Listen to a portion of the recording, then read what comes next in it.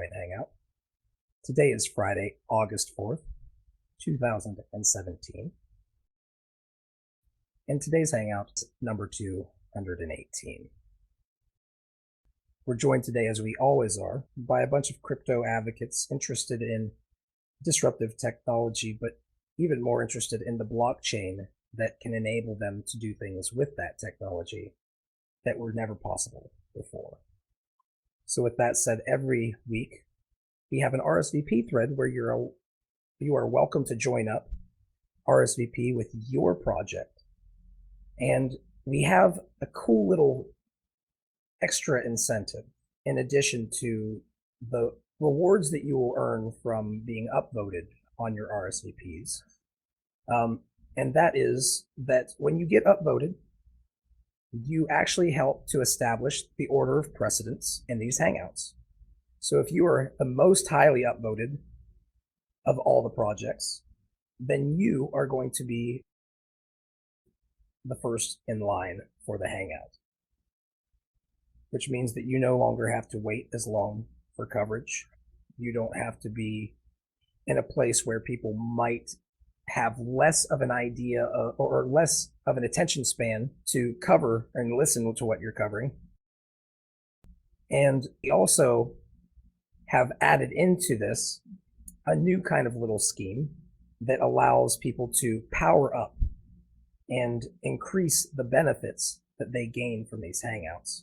Because every week we like to give these doers in the crypto space what they need to continue building and continue having the motivation to test and see what value they can bring in a very risk-heavy space. So with that said, we have three power-ups rather. One of the power-ups is that you can double the chances of a better spot in line if you have added if you're joining up to talk about a token and it is on the BitShares DEX. If you provide the link to that token, you will actually get 2x the amount of voting in terms of your spot in line. The next power up is that you start out with 15 minutes of time to talk about your project, but you can buy up to an extra 10 on your time by share dropping on the people who sign the guest list whenever I post it during this Hangout. The third one is that every week I give away 1,000 Beyond Bits worth fuzzies upvotes on the Steemit blockchain. These upvotes, these 1,000 Beyond Bits, are currently worth approximately $850. And if you receive these, or if you are not the one who wins them rather, and you believe that you can give a value proposition to the people who are attending these Hangouts, then you will be in a spot where you might be able to steal those 1,000 Beyond Bits from the individual who won it. So with that said, we will go through the line of everybody who is going to be speaking today. I appreciate all of you for joining up to the Hangouts that started BitShares, Steem, and are going to be covering things like peer plays and EOS continually in the future. And we will go ahead and get started with these projects. It's going to be peer plays first, followed by hair shares, and then Votu is going to be stepped up. Then after this, we will see Mr. Wang, who will be talking about something called Crypto Crush. Emerge will follow Mr. Wang, and he will be talking about his Steem Pay app with some other cool things that are potentially going to happen with it.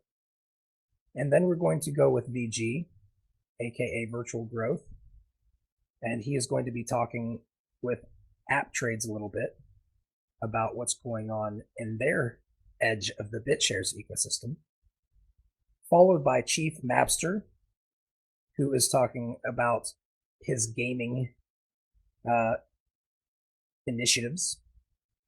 And then we are going to talk to Purity.io, or Forrest Willie, who is going to be representing Purity.io for the day. So with that said, let's go ahead and get started with, it's going to be Crypto Prometheus and Jonathan Bahai, who will be talking about some updates on the latest graphene chain to have been born, and that is the PurePlays blockchain. So with that said, how's it going to both of you guys? Fantastic. Wonderful. Well, I'm going to go ahead and I'll do what I always do, and I'll step back and let you guys step up and give some updates, and maybe we can move into community questions and answers, whatever you guys have intended for your 15 minutes. Sounds great. Thank you very much, Fuzzy. Hello, everybody. My name is Jonathan Bahai. I'm the president of the PurePlays Blockchain Standards Association, otherwise known as the PBSA.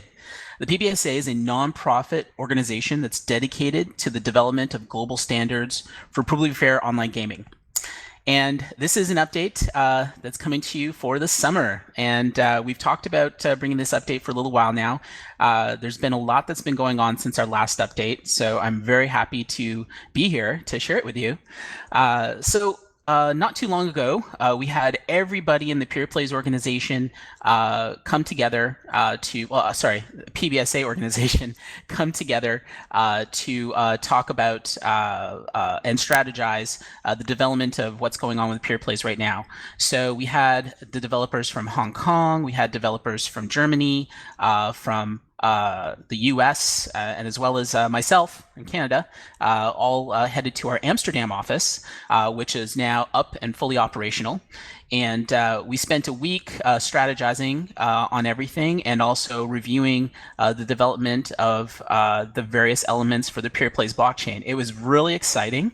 We've come up with some really interesting new ways in which data brought to the blockchain is going to be done for specifically for Bookie, which is still on schedule for later this year.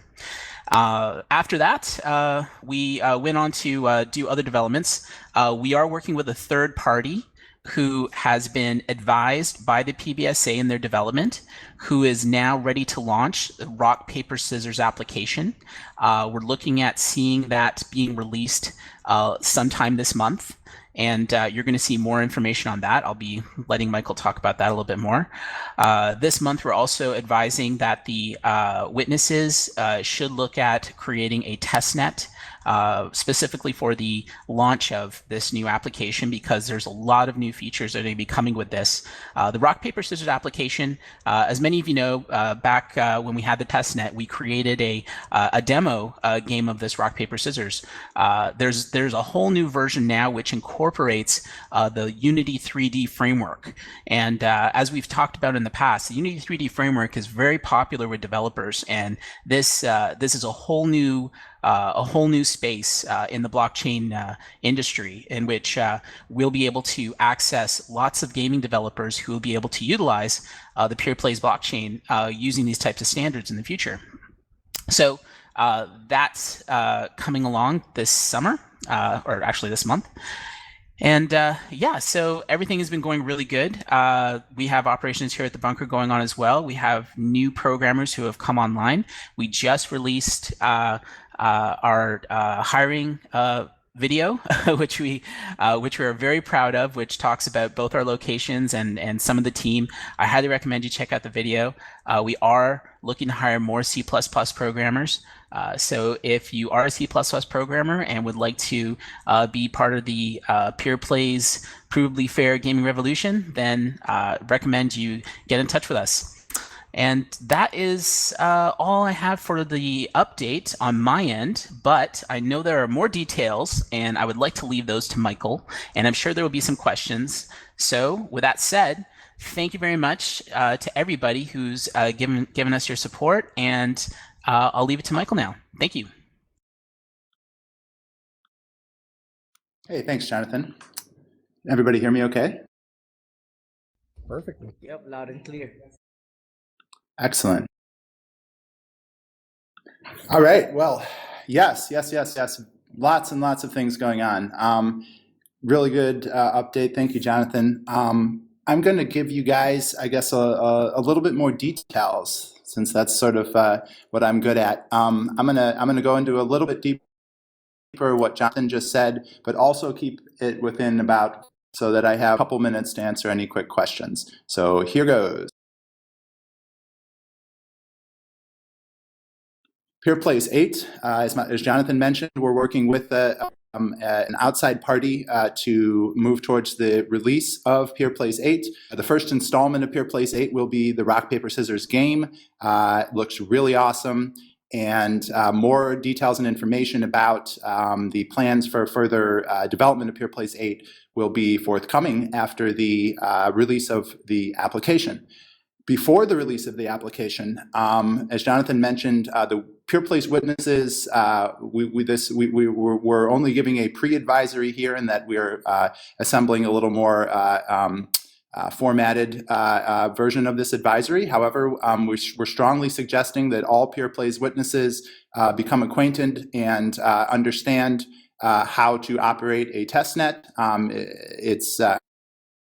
We know there's many who are able to do this, and the parallel testnet, which mirrors the blockchain code and can be used to test completely independently from whomever publishes open source code for use with the PeerPlace blockchain.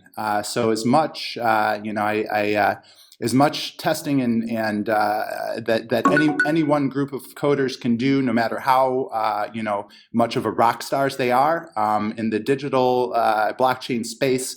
As we all know, there's always potential, things that arise when you have open source software that's being shared around publicly. So we want to, strongly advise that, and that'll, I think, give a lot more chance to catch bugs before they affect something, in the main network, and nobody wants that.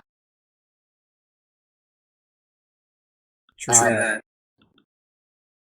So moving on, Bookie is the current stage of development right now. As Jonathan mentioned, we are putting together a pretty extensive suite of Python-based witness tools to be used for witnesses to perform these individual operations, to come to consensus with each other, and also to source the data in a more automated way. Of course, it won't be 100% automated necessarily in the beginning, but we're providing a whole bunch of hands-on tools. Of course, all of this will also be usable on the PeerPlace testnet. So witnesses can familiarize themselves with how everything works, up to and including working together, using the automated consensus technology. And we'll much more information about that, including loads of technical information will be released at least 2 weeks, if not 1 month, before the recommendation to fork into the blockchain. So all of this again is just some information about what we're doing. Finally, I'll say PeerPlace Core, which is our core wallet. Many of you may have be using that right now. It's a downloadable desktop interface. We have there's a number of functions and operations, a number of features, I should say, that exist in the PeerPlace blockchain right now at the C++ level that have not been integrated into the core wallet app. Of course.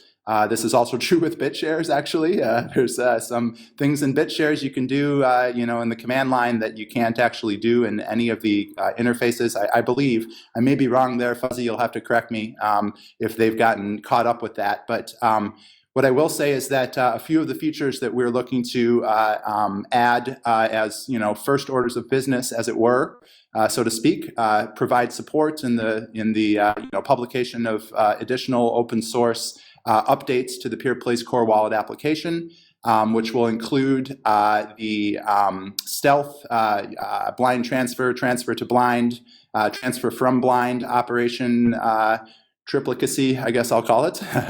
The ability to do blind transfers does exist, but it was deemed at one point, a little bit more complex than the average users could understand. So we're working to figure out a way that smart users can understand it, and then put it behind a little button that has a skull and crossbones on it, and we figure that'll be adequate for the user, for the for our users who tend to be very smart anyway. So the third thing that we're looking at integrating, of course, is the PeerPlace DEX, which is a live decentralized exchange right now, albeit is still only accessible via the command line. And the did I say two things or three things?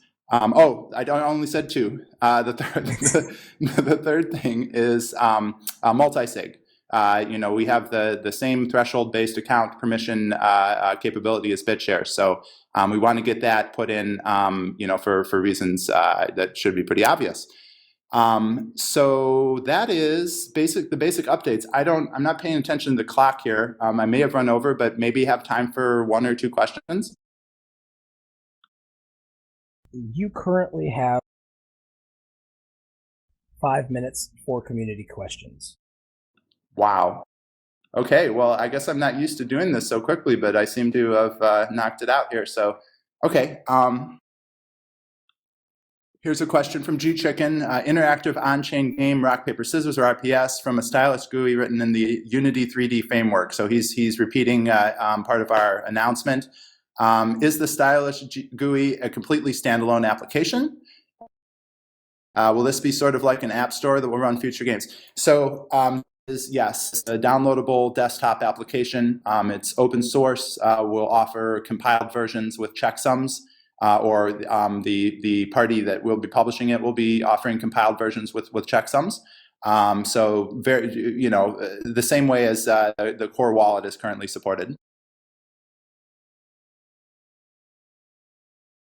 Talkinator has a question as well, if you'd like to. Yep, I see that one. If there are two PeerPlace 8 apps, would the user download two separate apps? Where do they download it from? So the PeerPlace 8 app is likely going to support additional in-app features. I don't really have the time to talk about exactly. I understand the question on a couple different levels, Talkinator. So I'll just say that individual separate apps is likely the future in terms of independent development on the PeerPlace blockchain. However, all of that said, if apps are of programming language and can be integrated and unified, there's opportunities for that as well. So that may sound kind of opaque the way that I described it, but in essence, PeerPlace 8 is a Unity-based application. You can't simply open a Unity-based application onto your desktop on your computer from within, say, a JavaScript application that is running independently. At least there's some difficulties doing that. So in essence, it'll likely just be a series of links that can be compiled to where the downloads can happen, and but this is an evolving space, so I'll just leave it at that, and hopefully that answers your question, Talkinator. The testnet code posted. If somebody can grab the link for that, I don't have it offhand.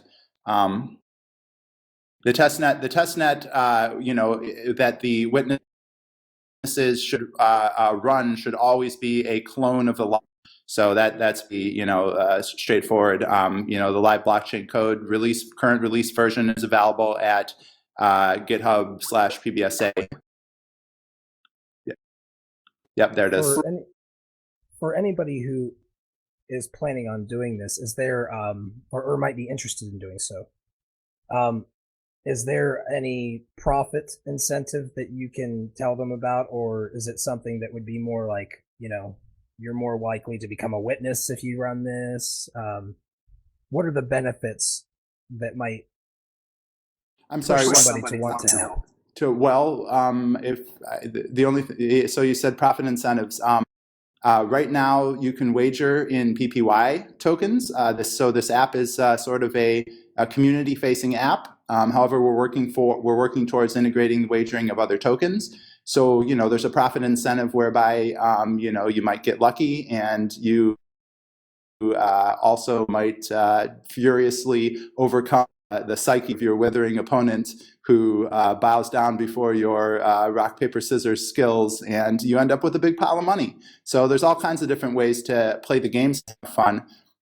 I kind of went in a little different direction there with that question. Okay. But the incentive for getting involved at the coding level, we're working on a show me, not tell me type of project. And there's a lot of emerging ideas in this space right now, and there's a lot of very big players that are coming and getting involved with a lot of resources and a lot of coders that are ready to go. And I mean this, in a broad sense, but also specifically, people who we work with. And so, in essence, these business models, I don't have all of them in my head. I have a lot of ideas, as do a lot of other people. And so we're working on some really, really I'll say innovative stuff, and you can quote me on that, and hopefully the evidence of that will be made available as these upcoming code releases roll out, over this fall and winter.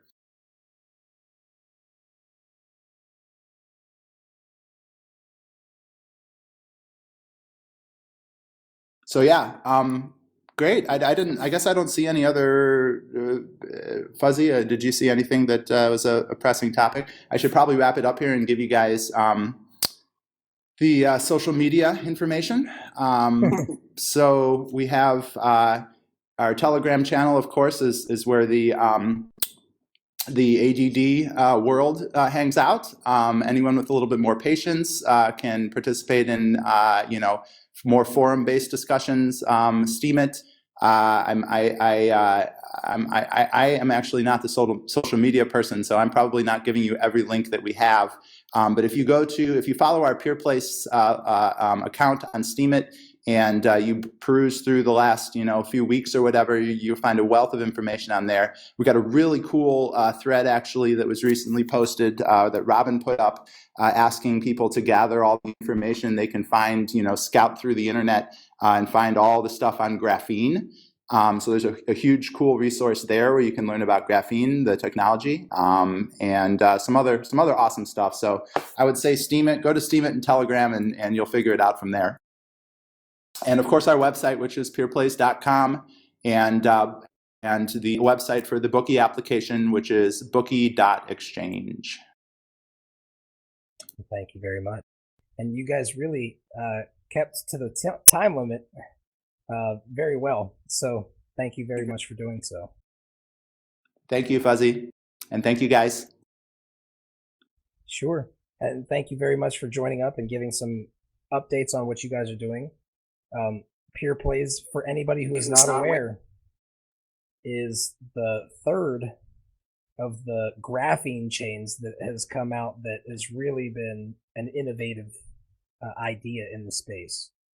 So I look forward to it, and I will say that I do own some.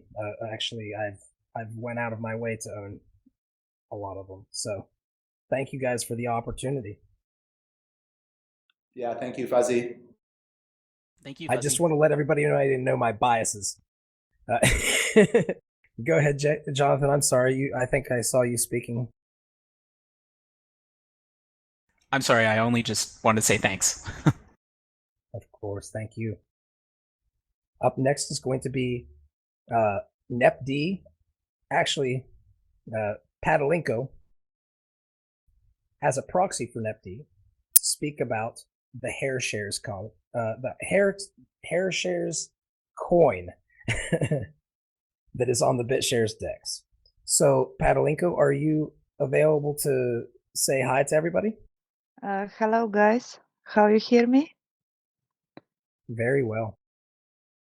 Okay, I'm here today to represent Neft. Sadly, he's busy by real life tasks, so he cannot be here today.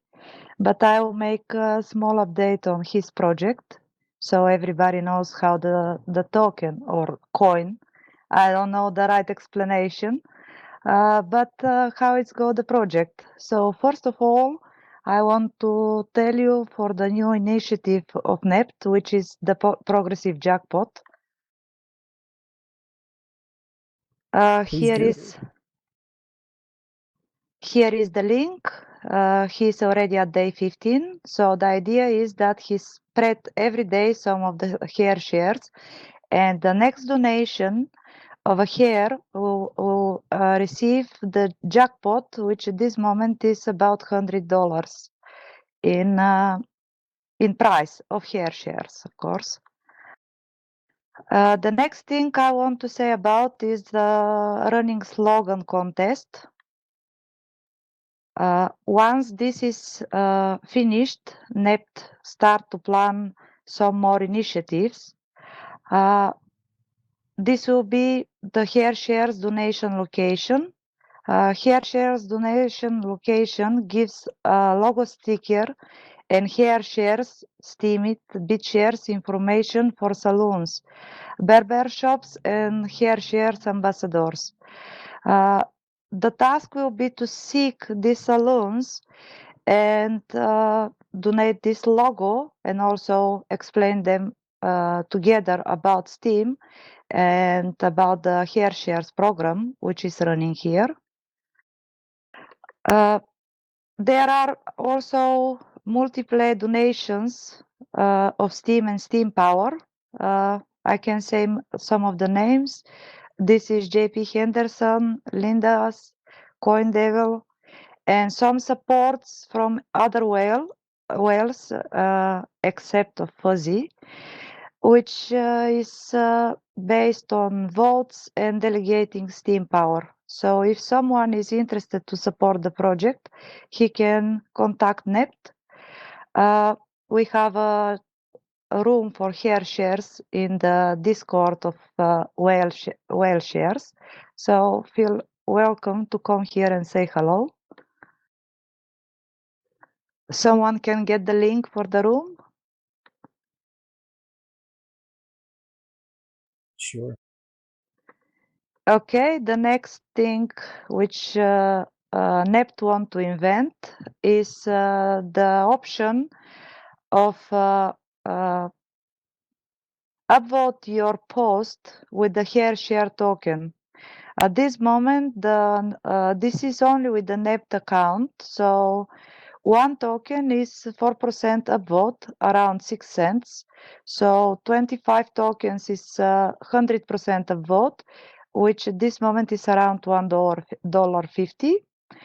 Everyone can send the tokens to NEPT1 on BitShares and link the memo. So this is not automated process yet.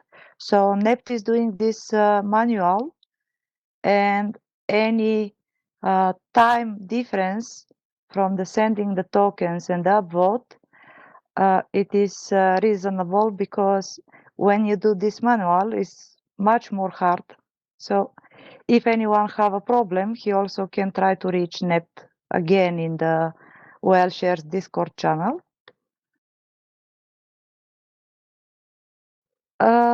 Next point is update of the trading pairs.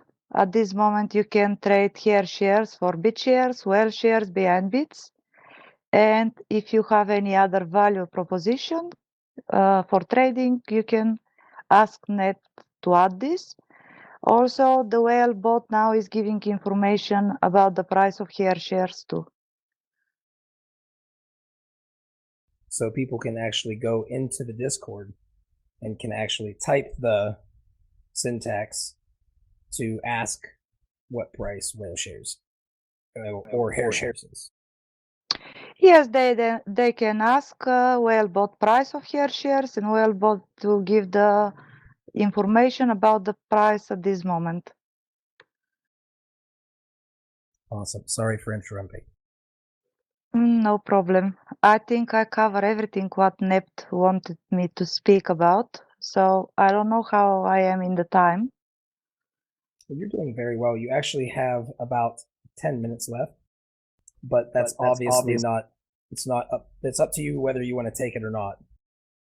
But what I will say, go ahead. I just want to say some some words. This is only from me, is not from NEPT. But I think this is a great initiative, and helping kids or cancer sick people is such a great thing that, okay, I know here probably is mostly guys, and I understand you don't have any hair for donation, but Wait, I all have of you. hair. Okay, I actually wanted to ask you a question. sure, all the time. So I normally have quite short hair, but I've grown it out for the past year. What is the process? I mean, the whole thing is about donating hair, right? So what is the actual process to doing that if you actually want to donate or yeah? Okay, for everyone that missed the introduction post of NEPT, I will explain short. You can donate by 3 organizations which NEPT added in a separate post, or also you can add hair donation program for your own country. So every country has a specific. So, for example, you cannot donate a bleached hair in some countries. You cannot donate a painted hair in some countries. There is you have to have the right amount of long hair. For example, 10 or 20 centimeters. This is specified in the every one of these organizations for donation. So you can check this post. I will link it to you if you like now. If you like, I will link to you later, and you can see what the standard is in this post. Okay, perfect. Thank you. Okay. Linko, can I ask a quick question? Sure. Feel welcome. I was not aware of the Hair Shares ambassadors. Can you tell me a little bit about that? I'm sorry, I didn't understand the second word. Hair shares and what? Ambassadors? Okay, this will be something like a program in which you have to find a hair share salon, and there will be this logo after everything is finished. Probably NEPT will send to everybody interested to do it, and it will be international. Everybody will have the right to go in every hairdresser salon, and you will be like promoting the whole project together with Steemit. I'll say this. I think it's an awesome initiative. I think it's also a great way to potentially get ladies onto the decks. Especially the types of people who give away their hair and think about that as something that's valuable. I think that they're also a pretty valuable demographic to cryptocurrencies in general. Because if they see the value of that stuff, then they are going to probably think a little bit more outside of the box in terms of value on other value propositions. But really quick, for those who are not familiar with it, this is really about donating your hair to various locations and being able to go onto the Steemit blockchain, like you said, and talk about it, and post about it, and earn. And it's really cool to think about the fact that we often think that hair is something that we just oh, I got it cut today. I actually pay for somebody to cut it off and throw it away. But for many people who are out there living their lives trying to do the best they can, we all encounter our own problems, right? And one of those problems or struggles is something like cancer or illness that takes away something that everybody takes for granted. Which essentially means that for me, it's a very good exercise in reminding yourself that every little piece of you is valuable, right? Especially if you know the people who need what you offer.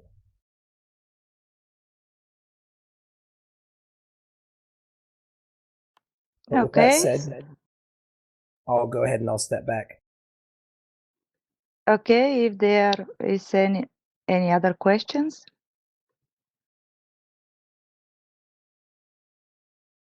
Can I ask another question? But to the community. You always can ask another question. We have 4 minutes. I mean, we can end it now, but does anybody here know of somebody who has hair, long, beautiful hair, that they could donate some of?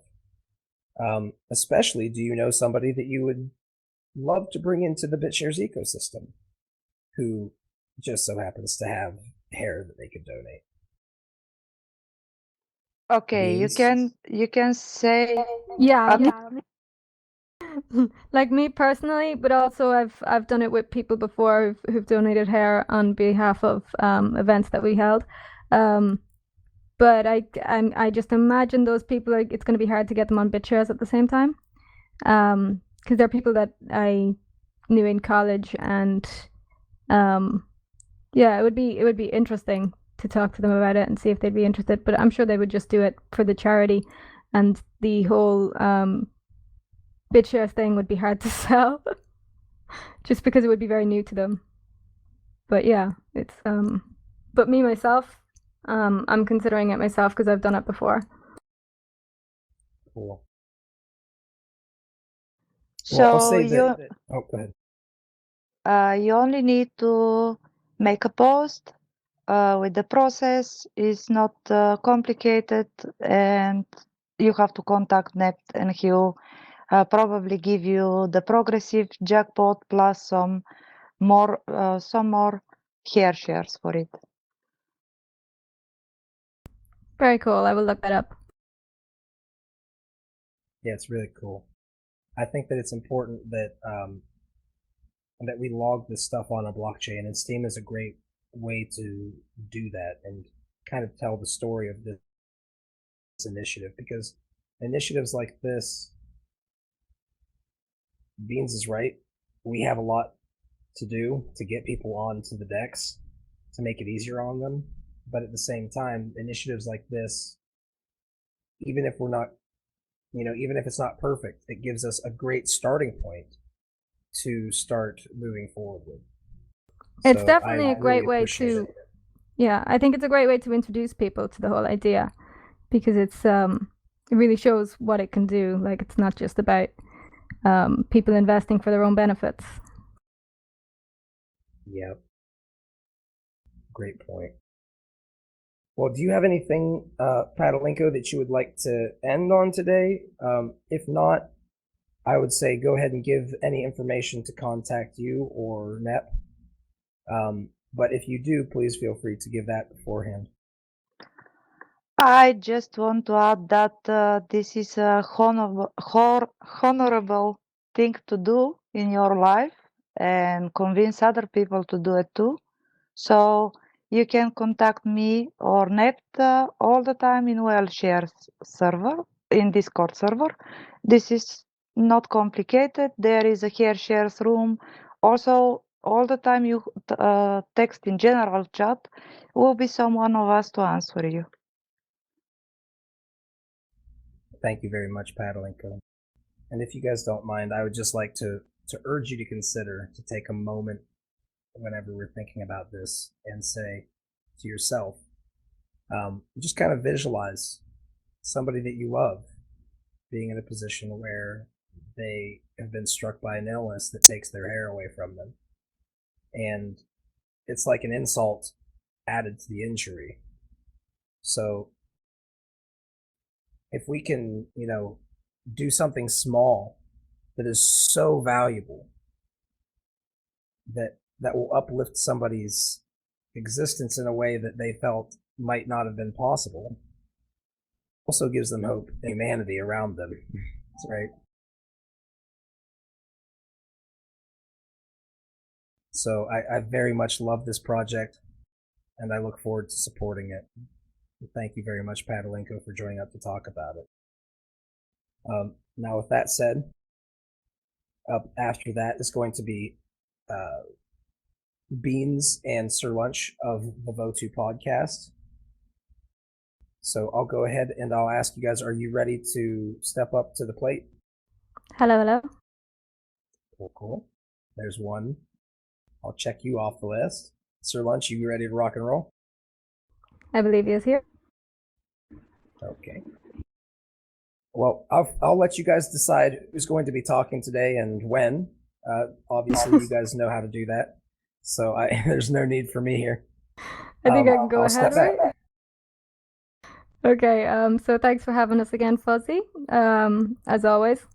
It starts to feel a bit like Dragon's Den coming in here, so I'm a little bit nervous. But I don't know if you guys have a Dragon's Den type thing in America. We have like... No, I'm not familiar. No? Oh, okay, then that doesn't make sense. But like Whaletank, this whole concept reminds me of Dragon's Den, which is it's like a place. It's a TV program where you go in and talk to investors about your business ideas, and it's quite daunting. But anyway, it's nice to have another woman's voice in the room. So thanks, Patalincho, because you know that kind of takes the ease off a little bit. But anyway, so we are starting. We're just to kind of update you. We've been in here before talking about the video series we were going to start. We've been planning this for quite a few months now. I'm sure you know I went over to America about 3 or 4 months ago to meet Sir Lunch, the host, and start planning this whole thing. And the whole idea has evolved over time, from being about living off crypto to being about onboarding businesses into crypto. And now we've moved it on to being a documentary series, or a documentary series / movie about the blockchain. So on top of releasing segments from the documentary and also a travel vlog, we'll be filming in the background to release an actual movie. So we're getting very close to the point where we start. We're hoping to start this month. And we are, hoping to get some sponsorship behind us. We've been talking to a few people behind closed doors, and it looks like we're getting some backing. So if anybody is interested, I'll let Sir Lunch, the host, take over and actually describe the movie that we're planning. Sir Lunch, the host. Hello, everyone. Our director. I was taking a nap. No, I'm kidding. So basically, right, I'm going to give you guys a rundown here. You guys have seen me come on here countless times with countless great ideas that maybe got supported, maybe didn't. And last time, I decided to sit back and think, what can I do that's not just about myself or the Votu podcast or the Votu group? And you guys know how it is with me. I took a long time to think, all of about 5 minutes, and then something great hit me in the face. And it was called the documentary.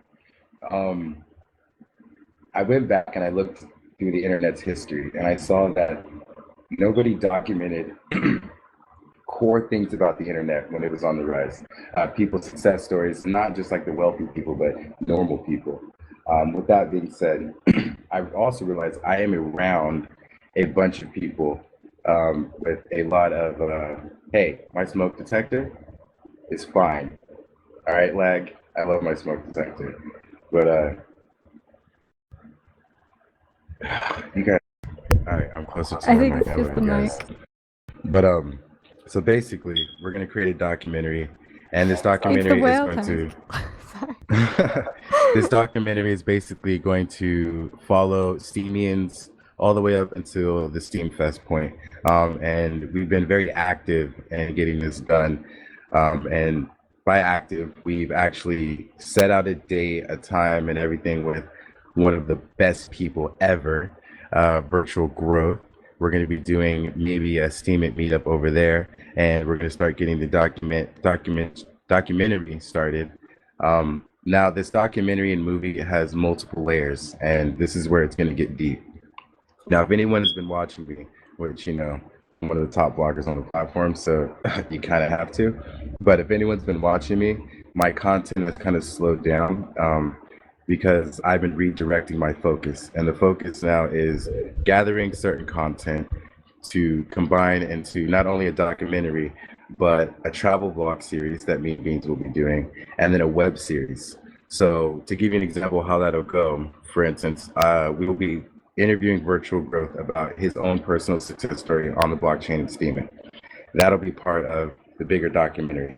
Then we are going to interview him on a separate day in a separate environment about the blockchain technology and his endeavors and what he thinks the blockchain is going to do for people. That part will be for the web series. The behind the scenes of me and Beans in hotels and doing crazy things, that'll be the travel vlog. And all these different videos and media will have different concepts to them. So the vlogs will be funny, the mini series will be, enticing, the documentary will be heavy, hard hitting, and it's going to explain things that people don't know that they should know, and it's going to just lay it out for people rather well. Yeah, we plan to keep it engaging as well, so we'll be holding some contests to make sure that people are actually paying attention, and so that they're trying to make the same movements we're making. Now, with that being said, with the documentary on my brain and wanting to document things, another idea is actually sprouted from that, which is a video game that is much more than a video game. It's a video game that explains the blockchain's history from the well-shares and BitShares community's perspective. I'm doing all these different documentations in different styles, so it appeals to spectrums all across, young and old, whatever the case may be. And there's going to be music as well. So I also have music. If you go back to my profile, there's music with Dan Lammer and Ned explaining what Steemit is supposed to be and what the blockchain is supposed to be and all that. So this whole thing is a cultivation and a combination of the vision of the blockchain and everything, what it's supposed to be. And we're so dedicated to it. We'll be making the soundtrack. And yeah, we're not, the most experienced directors and producers, but because we have a knack at portraying and conveying a certain emotion through our media, we feel like we're the best people to tell this story. And of course, there's other people who can tell this story, but of course, we feel like with our style, we would present it the best way. We definitely present it in an entertaining way, I think. But we also, if you remember, we have some businesses in the background who are ready to get on Steemit. And I'm sure you've seen the clothing line that Solange has come out with as well. That's one of the businesses who's waiting to get on Steemit as well, who's helping us out with that. So those will be included in the documentary as part of the story of, of the blockchain and getting people on Steemit. So yeah, we also have the clothing line that's coming out that was inspired by Walrus and Patalinko, and I just have to say, we don't dance, we Patalinko. With that being said, the reason why I decided to make a clothing line is because I understand that the movement I'm trying to make by making a documentary, by creating a music, it's a culture movement. And I've been saying this since day one, right? I don't think there's many people besides me, Mr. Wang, and Compound Films. Shout out to them. And let me take a quick sidestep. A couple people on our list that we are going to be seeing consists of Instructor 2121, Mr. Wang, Compound Films, hopefully, Ron Donson, Mackenzie Gary, and we're going to be traveling to Steemit meetups that pop up. So as soon as we see one pop up, we're going to reach out to the person who's heading it, and we're there. We're going to try to document as much as we can, and once we get as much as we need out of the U.S., we're going to go to Europe, and we're going to do the same thing. Okay, now back on track. With the clothing line and everything, it's we're trying to push the fact that there needs to be a culture movement on the blockchain that not teaches people, but really just shows people a different side to the blockchain. And I'm going to be making clothes for Beyond Bitcoin and stuff like that. And again, this push to do all this media is really for a whole culture movement. We want people to, because in 2020, from 2020 to 2030, let's be real, blockchain is going to be like the internet. It's going to be mainstream as hell, and everyone's going to want their hands on it. And when that time comes, the people that are here would have established themselves as technology builders and coders, right? But we also need the people who are out talking to businesses and onboarding businesses, and then documenting that, and then making something out of that. I mean, I'm pretty sure Votu is going to be one of the first brands that, okay, one of the first names that turns into a brand, that turns into a business that's make money, that onboards other businesses and then starts multiple businesses, right? I don't know a lot of other people that are creating a unique clothing line inspired by communities. That's something unique that we're doing, and I don't think there's, besides Mr. Wayne Compound Films, making games that are directly linked to the communities that we're involved in. So overall, the movie, the game, the music, the clothes, it's all part of a bigger scheme, things that says culture and screams culture. Because again, I want to emphasize that me and Beans are maybe not the best coders when it comes to computers, but we are very good at the human mind and coding and reading and directing that. And Right. we're going to need those people along with the technical coders to, guide the way and pioneer. We believe that like culture is what's going to bring people to the blockchain, that the coders actually need to figure out how the blockchain can work to meet their needs. Exactly, because one thing I know about coders, they don't have really good social skills. So the coders need the entertainers, and we're the entertainers. We're the Yeah. people. We get out there and we make, like, I know people have seen me fall out of trash cans and dig in trash cans, right? Coders aren't going to do that, but when I do that, that brings people onto the platform, and then they find out about coders and what they do, right? So culture is the bridge between regular people and the blockchain. This documentary is going to Exactly. bridge that gap. The game is going to bridge that gap. The music is going to bridge that gap. And together, with your guys' help, we're going to bridge that gap. And like being said, we have people behind us that believe in this documentary. And Virtual Growth, he believes in us so much that he's going to meet up with us this month, August 21st to the 23rd. And I'm pretty sure you'll hear a little bit about that from him. I actually have a team of people behind us. So me and Beans have decided to stop being selfish with the love and extend the riches to people beyond the Votu brand. So we actually have a team, and that consists of Ron Thompson and Mackenzie Gary. And if you guys know those two names, you guys know that they are very hardworking people in the community and doing great things. And I would ask that people. I could see, sorry, I could just see people in the chat. I think they were offended by what you said about social skills. Okay, let's be honest, guys, and I'm not gonna lie. I can probably talk to anybody. And I've talked to pretty much everyone. I can talk to a 70-year-old man about crypto and he'll join. I could talk to a 9-year-old kid about crypto and he's gonna join. I could talk to someone who hates crypto and he's gonna join. God damn it! You give me Tom Bays, I can make him love Steam. Honestly, we can't say that about everyone because we can't say that about me. But definitely, between the two of us, we seem to be working magic. I look forward to it, by the way. And we all know you're that magic speaking to a is virtual technology. person might be a challenge. And we all know that magic is another word for technology, right? So once we understand that concept, we're all good and going. Now, I still think it's magic. Now, what does it mean to sponsor us? What does it mean to put money behind us? Now, I get it, right? We've had some incidences in the past where people have come onto this beautiful platform and asked you guys for something and then ran away. Let me assure you that me and Beans have been here for a very long fucking time. And we've been through those times with you guys, right? And we're here telling you that we're not those guys, and we're not the guys that will come on here and do that shit. So what it means by sponsoring us is that your name, your advertisement will be in the movie, it'll be in the music. We have to talk about it. We can talk about clothes deals. I'm going to make clothes for communities or specific anything. We're open for business and we're willing to do business. And I would just like to give a shout out to Walrus and Fuzzy, who have actually shown initiative and got behind it. And Walrus, those clothes are actually being shipped out to you this morning. Thank Right, you, sir, exactly. for being very patient.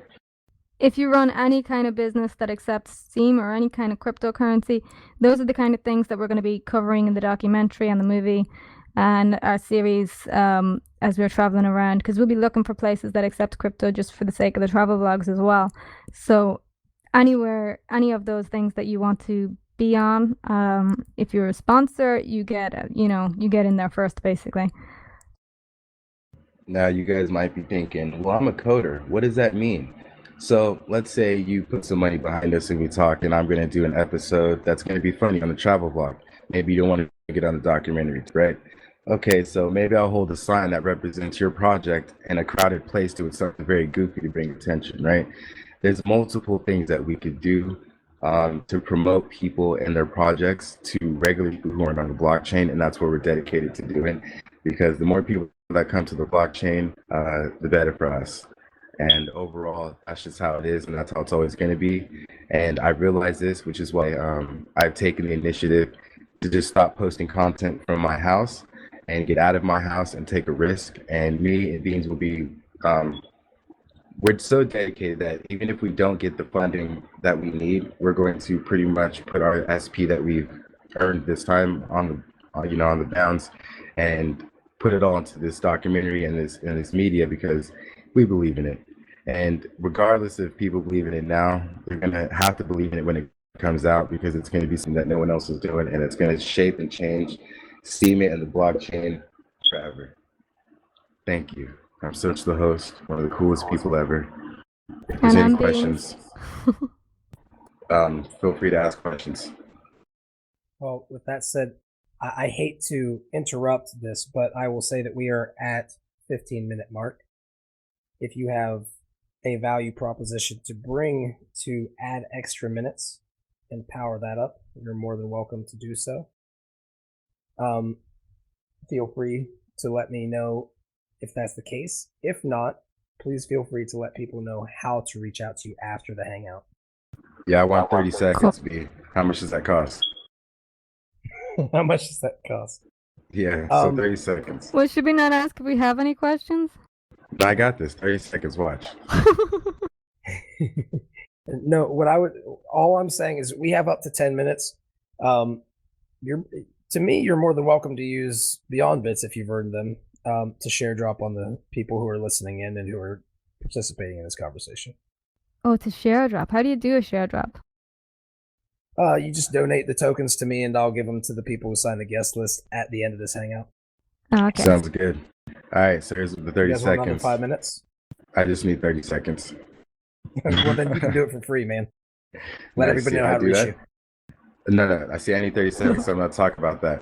All right. So yes, we're gonna take any kind of cryptocurrency as a donation, and like I said, anything will get you guys in the credits.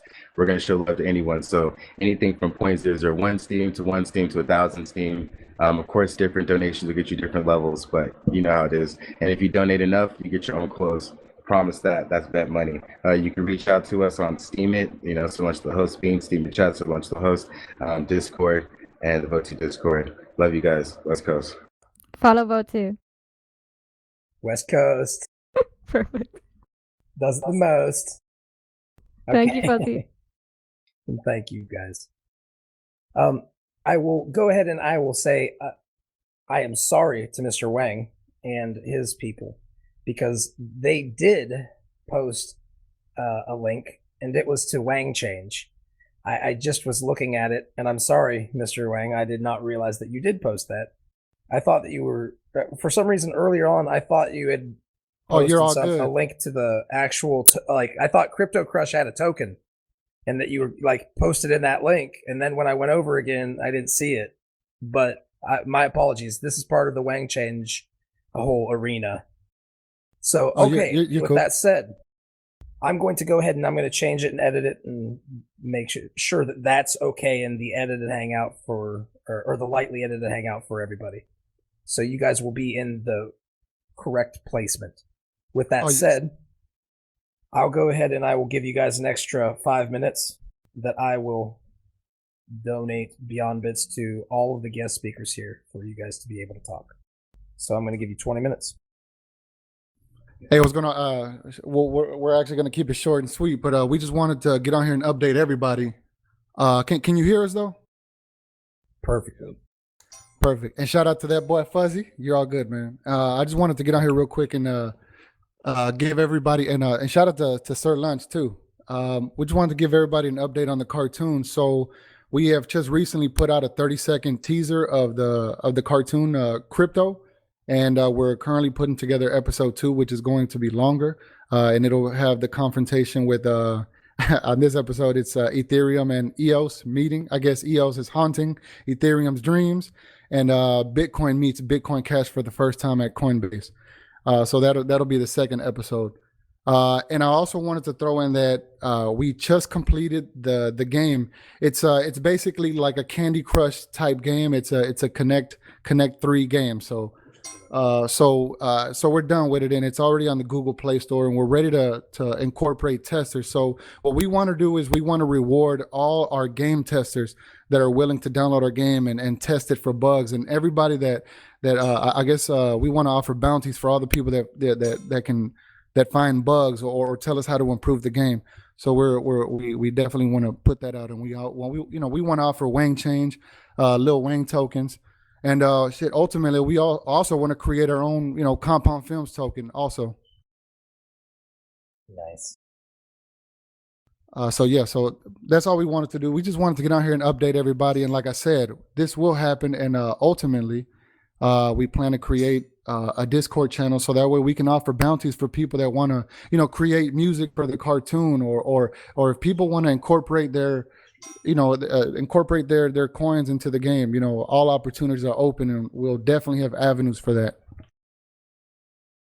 And just so everybody knows, can you really quickly run over what Crypto Crush is? Yeah, Crypto Crush is a mobile game app, and it's basically like the popular game is called Candy Crush, and it's basically it's a cryptocurrency version of Candy Crush. In other words, real simple. And like I said, it has 100 levels. It has great power ups, and as soon as we release the open alpha version, we'll go ahead and release the link on a post, and we'll go ahead and invite people that want to test out the game, and we want to reward those people. That's awesome. And along those lines, Manish123 says here, how many tokens for testers if you missed it? If you missed it. For simple bugs, you get little Wang tokens. Go ahead. Yeah, for little bugs, you get little Wang tokens. Which are raffle tokens, basically. Here, matter of fact, I'll let you hear it from Mr. Wing. Yeah, so little, what I'm saying, like it's going to range from, like small bounties to, big bounties and stuff like that. And little Wang tokens, of course, what me and Virtual have been working on are going to be used as raffle tokens. Basically, you accumulate these tokens through engaging in our videos and stuff like that. You earn them, just little different ways of earning these, tokens, but also too in small bounties and stuff like that, for the Crypto Crush game.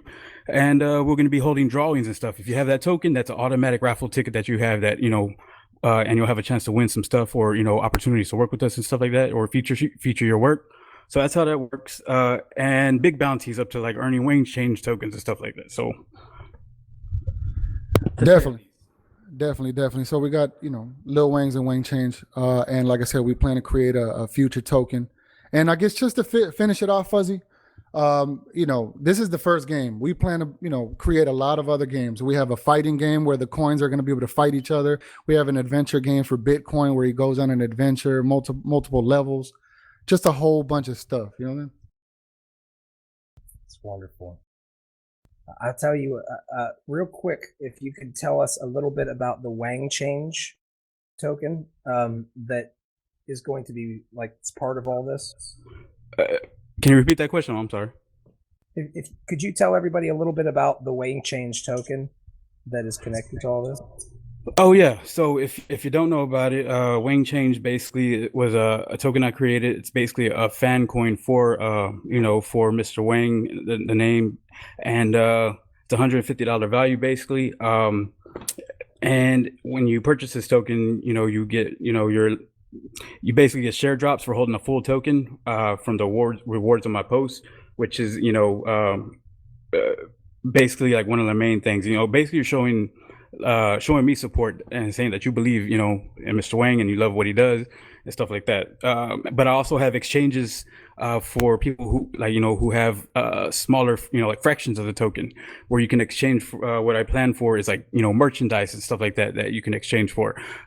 If you have like at least 0.1 worth value of a Wang Change token, you know, you basically get added on to a list where I upvote all your content as long as you hold that token, and basically add your name to that list, that database I have or whatever. So there's like a bunch of different exchanges and offers and stuff like that that I've actually added on to Wang Change. And just to throw this in real quick, Fuzzy, I'm done for this. Let me go ahead and throw in what's so special about this damn game.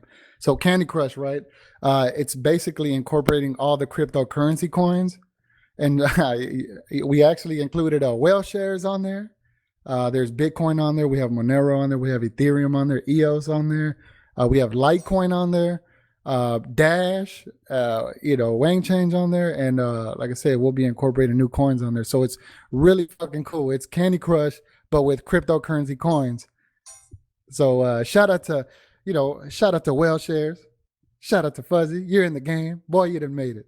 And shit, we plan to put Whale Shares in the cartoon. So we need your voice, buddy. And will you help me fix my my mic compound films and make this thing perfect? And I will give you as many of them as possible.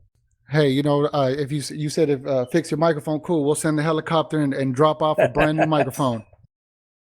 No, I'm just talking about technical expertise by a man who knows probably a lot more about audio than most. Oh yeah, you know, I definitely got you. You're gonna have that HD audio. Well, let's talk about it a little bit. I will never turn down somebody who brings a value proposition that I still need to improve upon. Well, you know, we fully support you, Fuzzy. You know what I'm saying? Like I said, we're here for you. So we can't wait to further, you know, let the whole world know about what we got going on, and Whale Shares and Steam It and Beyond Bitcoin. And we're definitely excited to grow with everybody here. So like I said, this is happening. And if anybody has an opportunity, hit us up. Let's create something. Really quickly, how do people join your beta test? Well, we're going to go ahead and post the link. I'd say later on today or tomorrow, we're going to go ahead and, you know, post the test links for Android and iPhone the following day. Okay, and that is going to be found on steamit.com? Yes, sir. We're going to go ahead and post it on my account and Mr. Wang's account. I'm by Compound Films on Steamit. You know, if you're not following me, go ahead and give me one follow. And Mr. Wang is on there, so he's going to be posting links also. So definitely go ahead and follow us, like something out the Bible. You know what I'm saying? I hear you, buddy. Well, thank you very much. How do people reach you guys if they would like to work with you? If they would like to find out more about your projects, or maybe even, who knows, maybe give you some voiceovers? Well, you know, anybody could definitely leave me a comment on any of my posts on By Compound Films on Steamit. Yeah, and so like I said, a lot of great opportunities for the cartoon, a lot of great opportunities for the game. Like I said, we do film.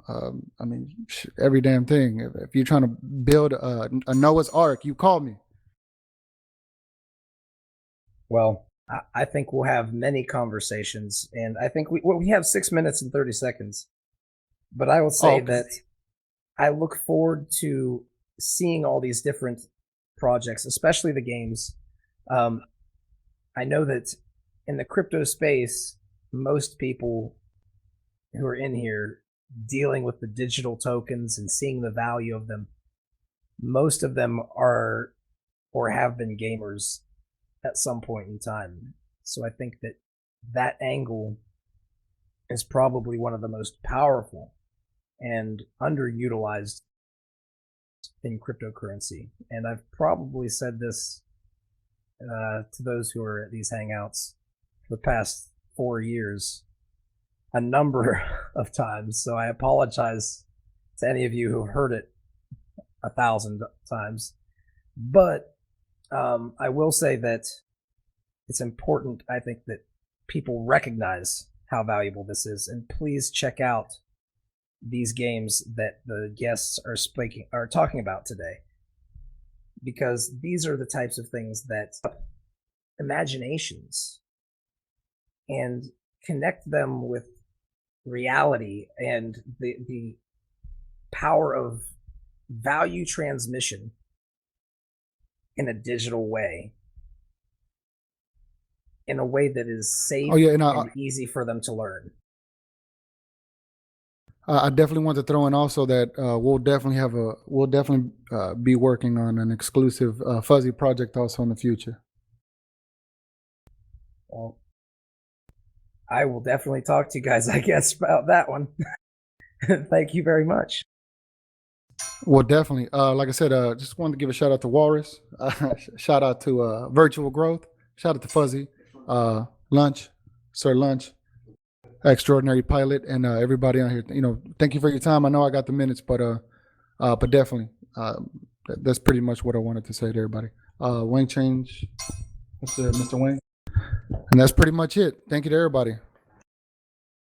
Well, thank you guys for joining up, and I cannot stress enough helping the people in these hangouts with whom their ideas resonate. If those people and their ideas are powerful to you, try to think about it just a little bit on the side. What value proposition you can bring to these people? Because everybody here and everybody who's listening offers a value proposition that very few others do. You just have to find it. And if you find something that you care about, just so happens that it becomes a little bit easier to find that value proposition. So thank you for you guys. Thank you for everybody who's joining up and keeps on trucking despite the difficulties that do arise, because we are really bringing a lot of value, ironically. Anyway, with that said, thank you very much for joining up, and we'll go and talk next with Emerge, who's joining up to talk about the Steam Pay app that is kind of being resurrected and maybe renamed and rebranded in the future, and perhaps some extra seek things that Emerge would talk about today or in the future. But with that said, Emerge, are you available? Yeah, that's right. Thank you very much, Fuzzy, and everyone else. First thing I'd like to say is that I'm sorry for the early disruption, but okay, let me go and start. First of all, we got our inspiration from Steam Pay. That's right. I've been looking around Steam, and I've been looking around for solutions for different use cases of Steam, and one of those would be the payments use case for Steam, because I've always seen Steam not only as a community, facet, but also as a means for payment, since Steam was meant originally to be not only as a community, but also as a full ecosystem. This was done. I don't really know if it's Dan's official vision for the community. But for me, if he added this feature into Steam, this would have been one of the visions of Dan. Anyway, one of the few things we've done, me and his name is Leo Orpilia. He's been my partner since 4 years ago, and we decided to work on Steam together. Recently, we decided to work on Xerox library called Piston, and we decided to make a payments application. Due to Leo's superior programming skills and my connections, we were able to establish a partnership, and we were able to work on a new app called Vapor. And the reason we called it Vapor was because it was both integrated from Steam, and at the same time, we wanted to make it open enough to be able to communicate with people from outside the Steam community.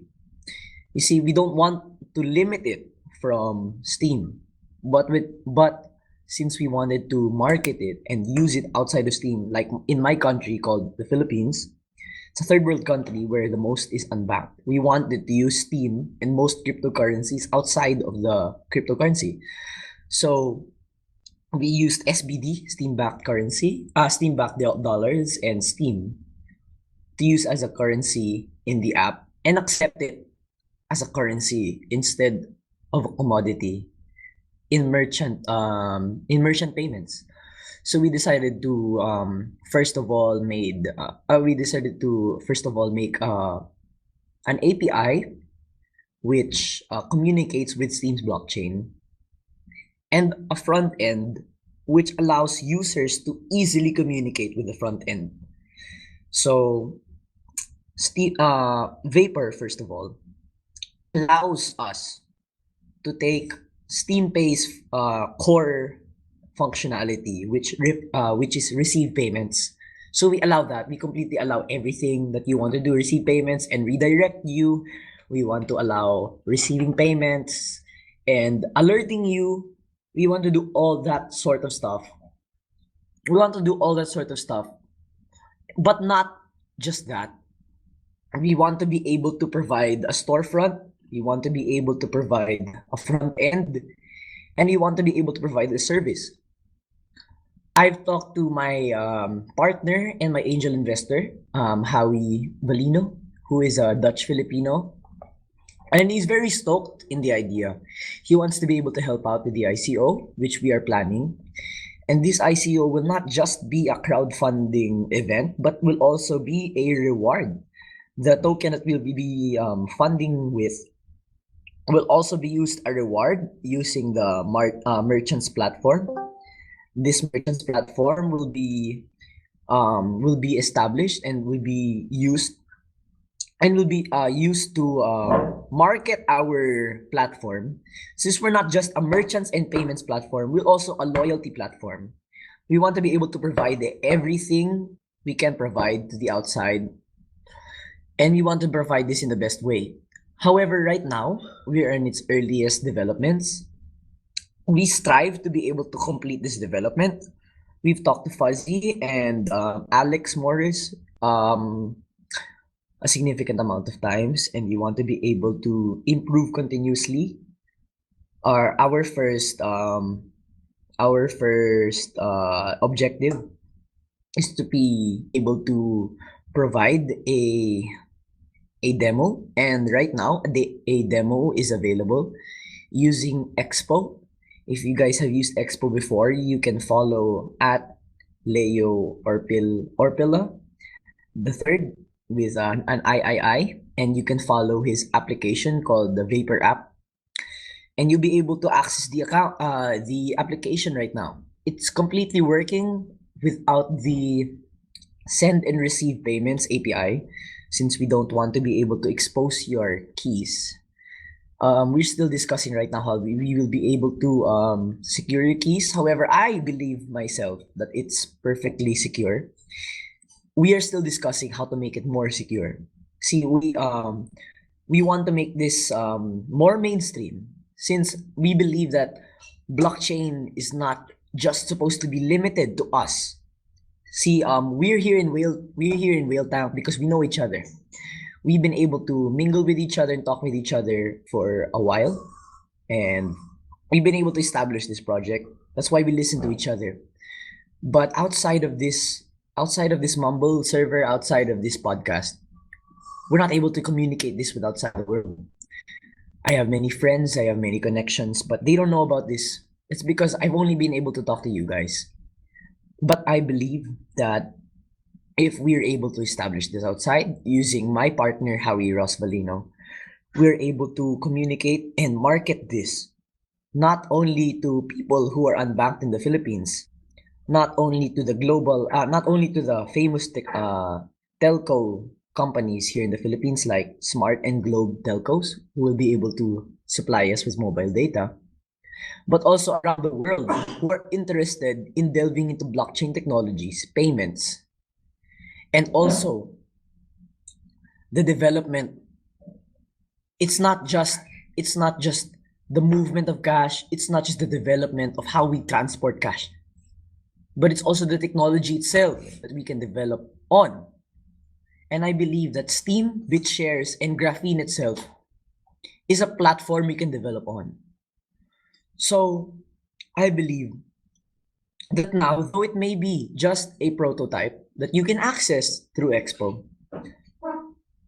I also believe that this is a way, this is how do you say, a path, something new that leads us to how to make blockchain technology mainstream. Because I know we're all nerds here. Knowing blockchain is not a normal thing.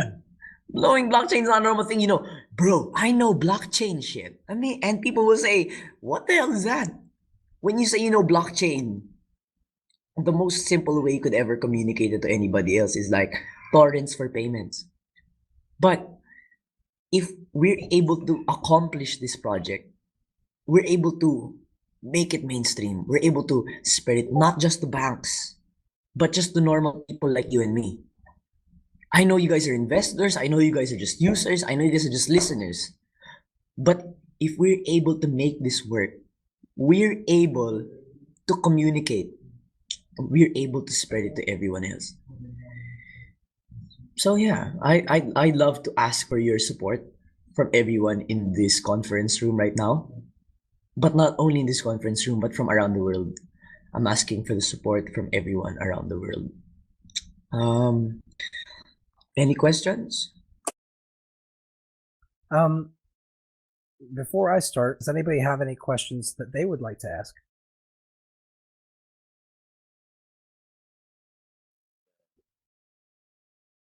Okay, I personally have a couple questions. You say that you have a friend who is, or a person who's an investor and a supporter. Has he provided seed funding, and is there a talk that you guys are talking about regarding like what's going on behind the scenes with this this crowdfunding initiative? Fuzzy, to be honest, he hasn't provided any funding at all, and everything we've been doing so far has been powered by Beyond Bits. Everything we've been doing so far, even the server we've been developing on, since Windows hasn't been working well with Xerox library, has been powered by Beyond Bits. Everything so far, every progress, every bit of progress on Vapor or whatever we're going to be naming it in the future has been powered by the blockchain of BitShares. And he may be interested. He may be interested in fundings in the future or joining our team. But to be honest, this project has been from the blockchain and for the blockchain this entire time. Well, I'll say this, man. I was stunned that you started producing things as quickly as you did after I gave you those Beyond Bits.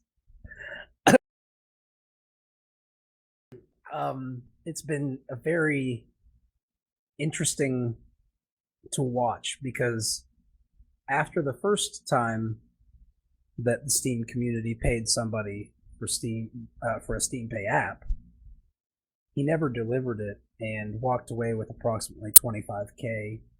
And also, a person that I'm very close with and that a lot of people in the BitShares ecosystem really respect and appreciate and trust for good reason. The person who hurt them or who offered this Steam Pay app and didn't do the work, they took a lot of his work and his artwork to get them to a level where people would start putting money into it. And he made a lot of money and ran off. And for a fraction of what he was paid, you guys have this app at least at a basic level working so people can actually test it, see it. And I personally, I'm just going to say, I don't see how community cannot want to support people who are building things like this, especially when we've had so many people who've been rewarded before they did the work. And I think that that's the lesson that we really should always try to hold close to ourselves as we move forward in this journey, because trust is more valuable than gold.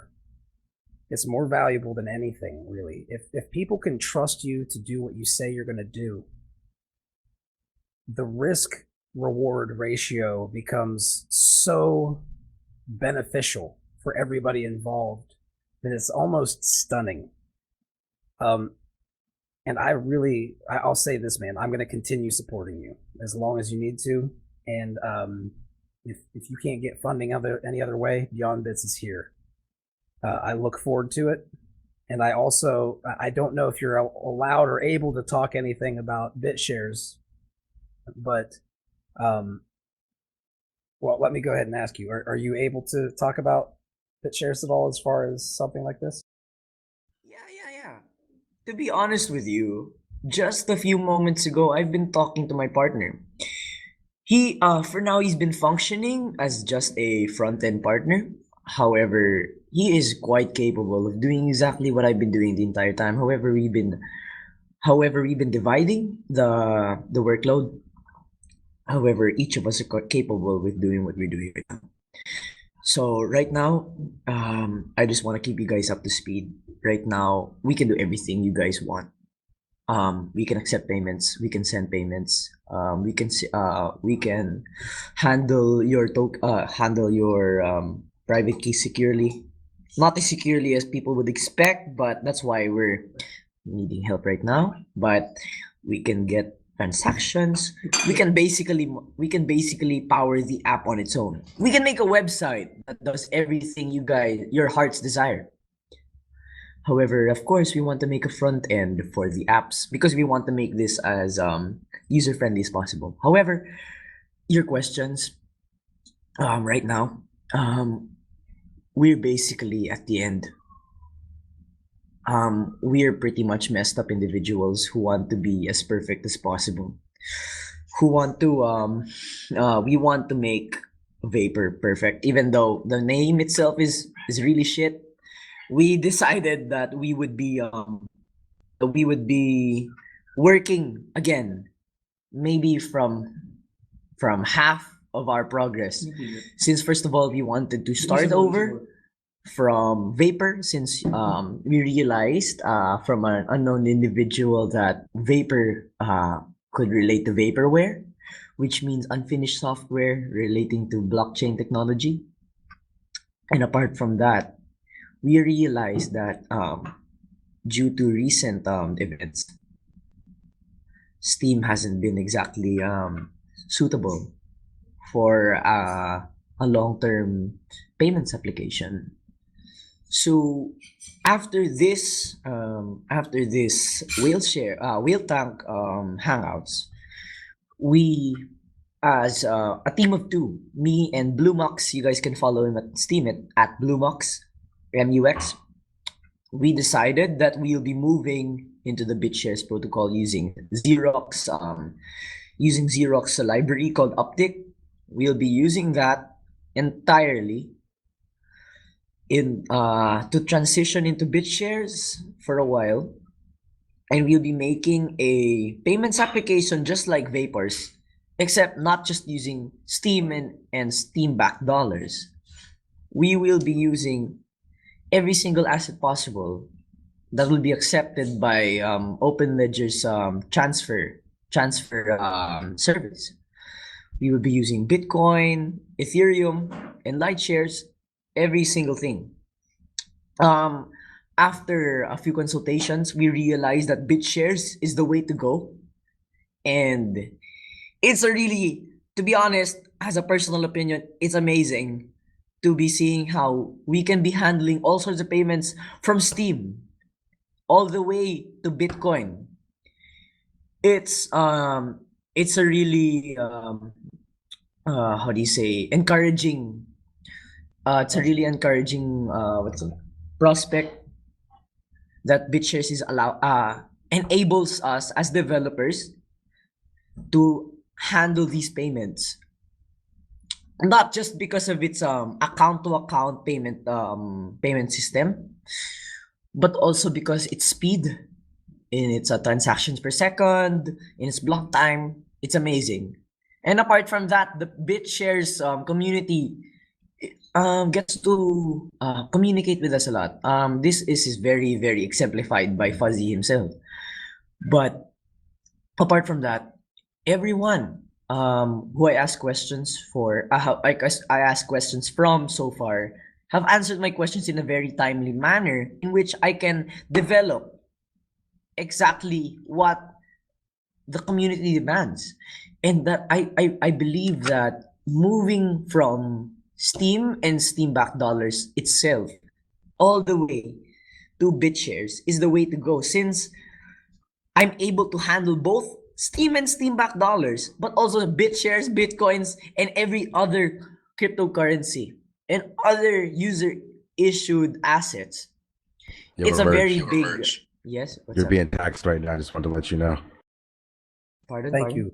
I'm going to just take a moment real quick and say thank you very much, Emerge. We do have a 15-minute time limit, and you are about a minute over that right now. So I'm going to go ahead and I'm just going to say we always offer this hangout for you to RSVP to every week if you would like to provide updates, give your information. And I want to let you keep going because you make such good points, and I can tell that you love this stuff as much as you. But with that said, before we shut everything off, as far as the next this hangout or this segment of the hangout and move on, is there any way that people can reach out to you to talk to you about this potential opportunities for maybe donating and being part of the project in some other way? How would they reach out to you? Oh, well, anyone can contact me through the Discord. Most people here would probably be contact me from Wheelshares. They know me from Discord as Emerge. My name here is the same exactly the same as at Steemit and at Discord, and everybody can contact me through there. If anybody would like to talk to me, I'm always open, and I'm always open to suggestions, and I'm always open to questions. Thank you. Thank you very much.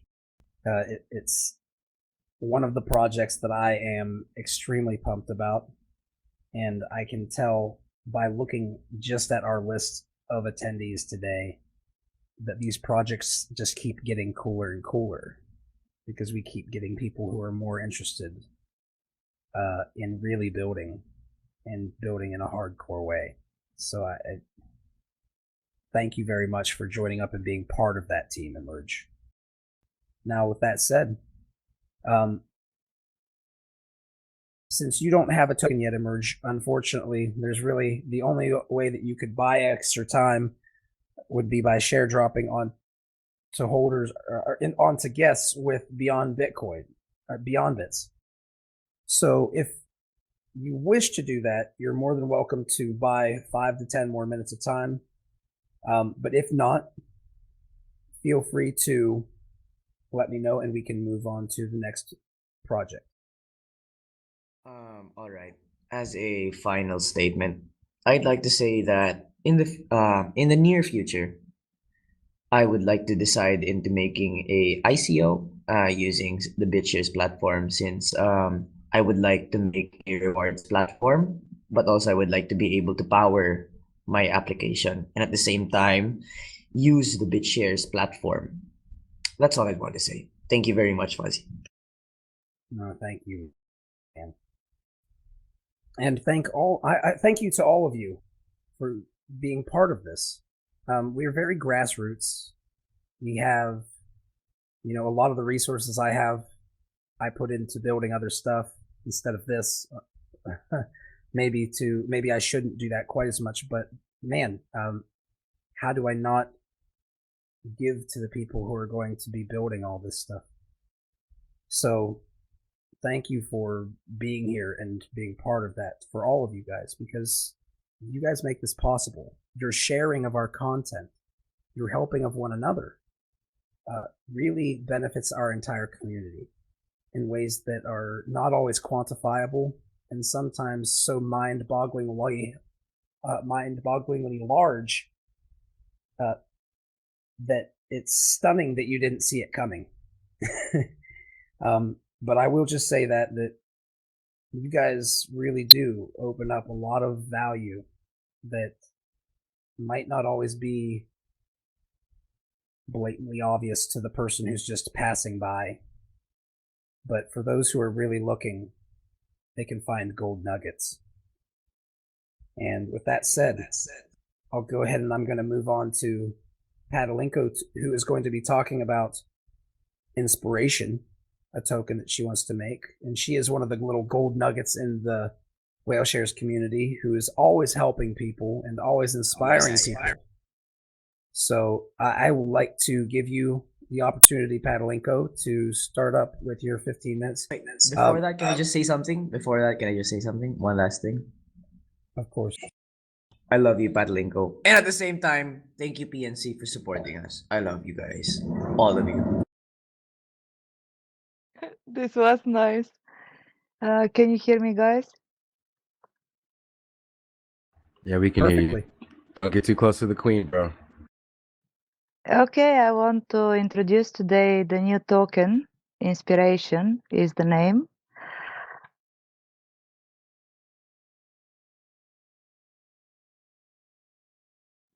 I sort of mess up with the list, so this was sort of surprising, and I'm trying to open the links I need.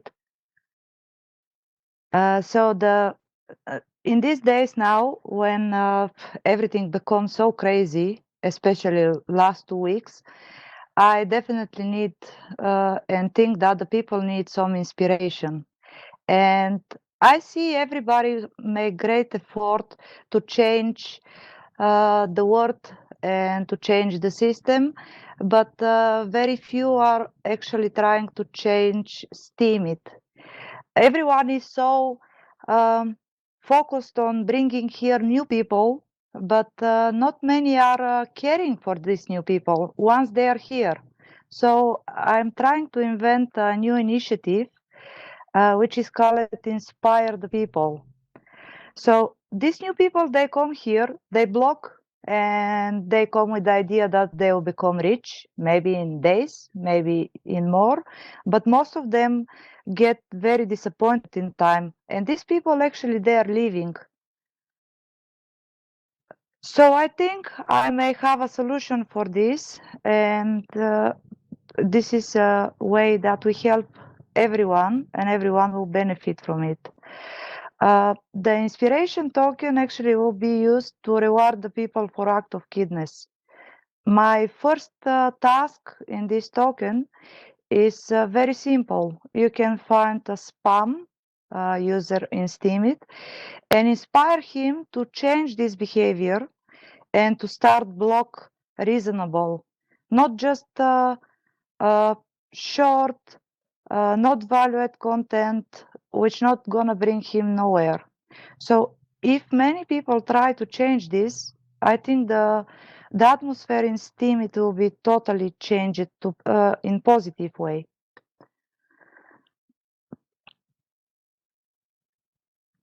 So So the how? go ahead.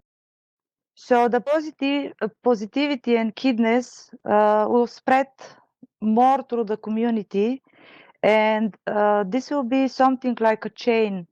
If you do a good, you'll be rewarded, but you inspire someone else also to do good. So it will be something like a pay forward. The second usage of the inspiration token, because of course there it has to be some value proposition of it.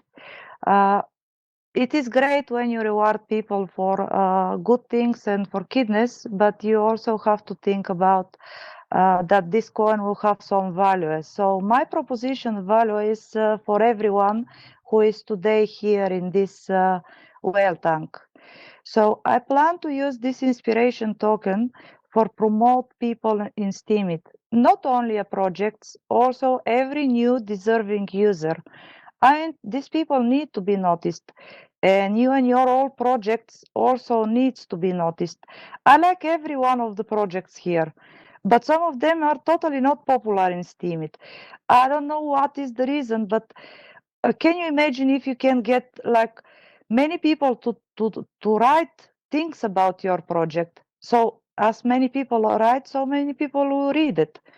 So my proposition is that you can exchange or trade your tokens to get inspiration tokens and get your project promoted. I will do this in several ways. I will run tasks in Steemit, inspiration task, which the people will have to write about your project. They will have to know the details on it, and they will need to inspire other people to join.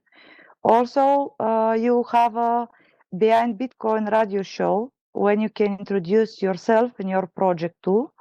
And this will be also possible for the users in Steemit to get this promotion based on them blogging and based on the support they give to the Steemit and to the Steemit community. So, oh, go ahead. I think I catch more of the points, so now I'll just answer to the questions. Well, before I ask questions and give comments, what does everybody else think? Does anybody have opinions or questions regarding this project, or just thoughts?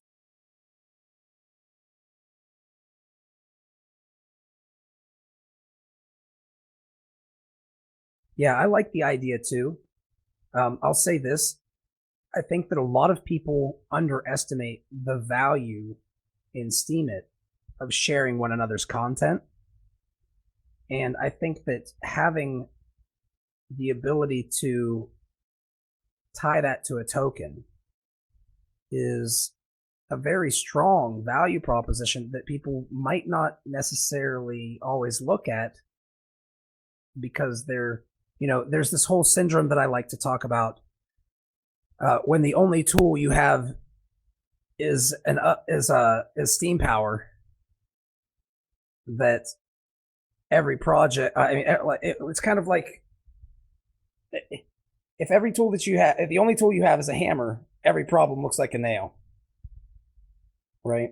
So apply that to Steam Power, and everybody who's in to the Steemit ecosystem, or Golos or Yao Yao, one of the things they're going to have to come to terms with and learn about and remind themselves is that Steam Power is one value proposition, but their interaction and their sharing of one another's content and what they care about is so extremely valuable, and maybe not quite as easily quantifiable, but it's going to be, it's, yes, like Pavlenko said, but will be an ad, like a future contract for ads.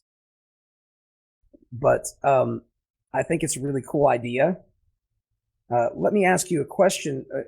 How exactly, if I am wanting to earn these, would I find which projects I can earn them for?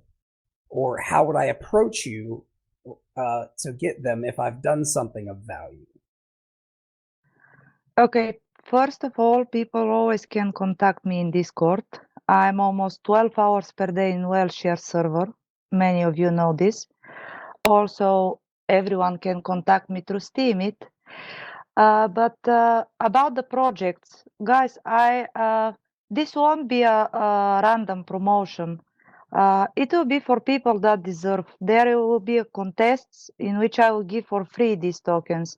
And believe me, your personality and your projects, they will play a role in it.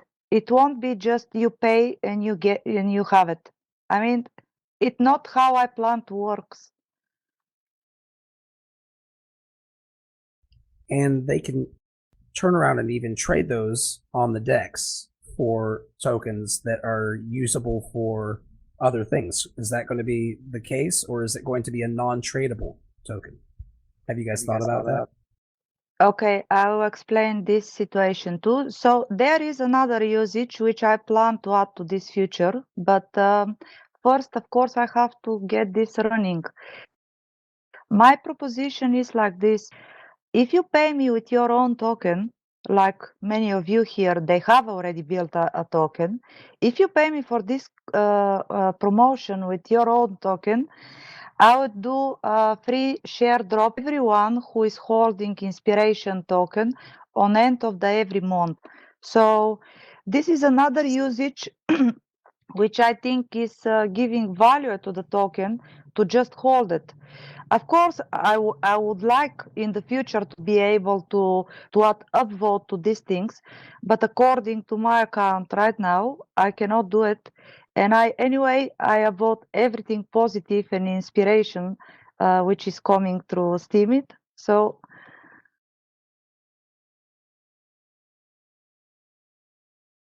no, Manish, I don't want to find the content writers. I want the people to write by heart because they like it, because they support it. And this, you always can see this in a post. Have you realized that if you don't type anything from your heart, it's looking so flat in words? Yes.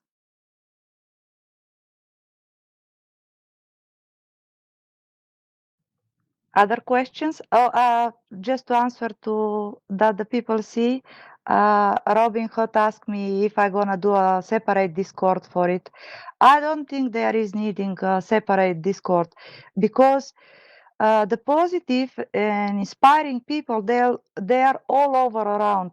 I mean, I don't want to group up people. I want that everybody will be able to join with small things of kindness, like help someone, like give advice. This can be done in many ways, in Steemit, in real life too. But because I want to start from Steemit and make for Steemit a better place, I mean, is a good start, I think. I think it's a wonderful start, and using something like Steemit it's a great funnel to get people started into the crypto space. And what you're doing is you're essentially using that funnel, creating another token, and you're doing something that no one else has really done before. Everybody else has been focusing so much on delegation of Steam power and receiving that delegation.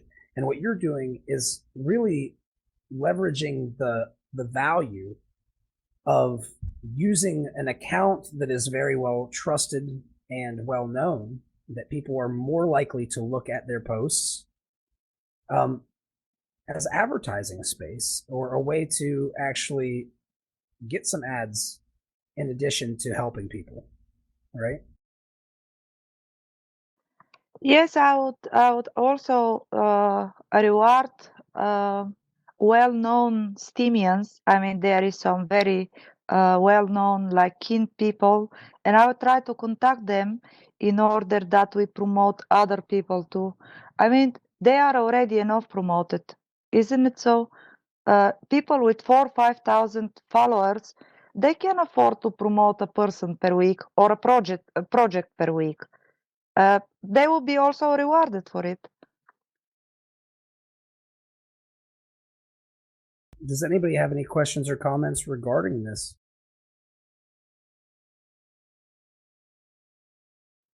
Guys, you who have a projects here and who wants to get these projects noticed, okay, maybe I'm not the most popular person in Steemit. Maybe it's so, but there is some start, and there will join more people, and we really can change the world.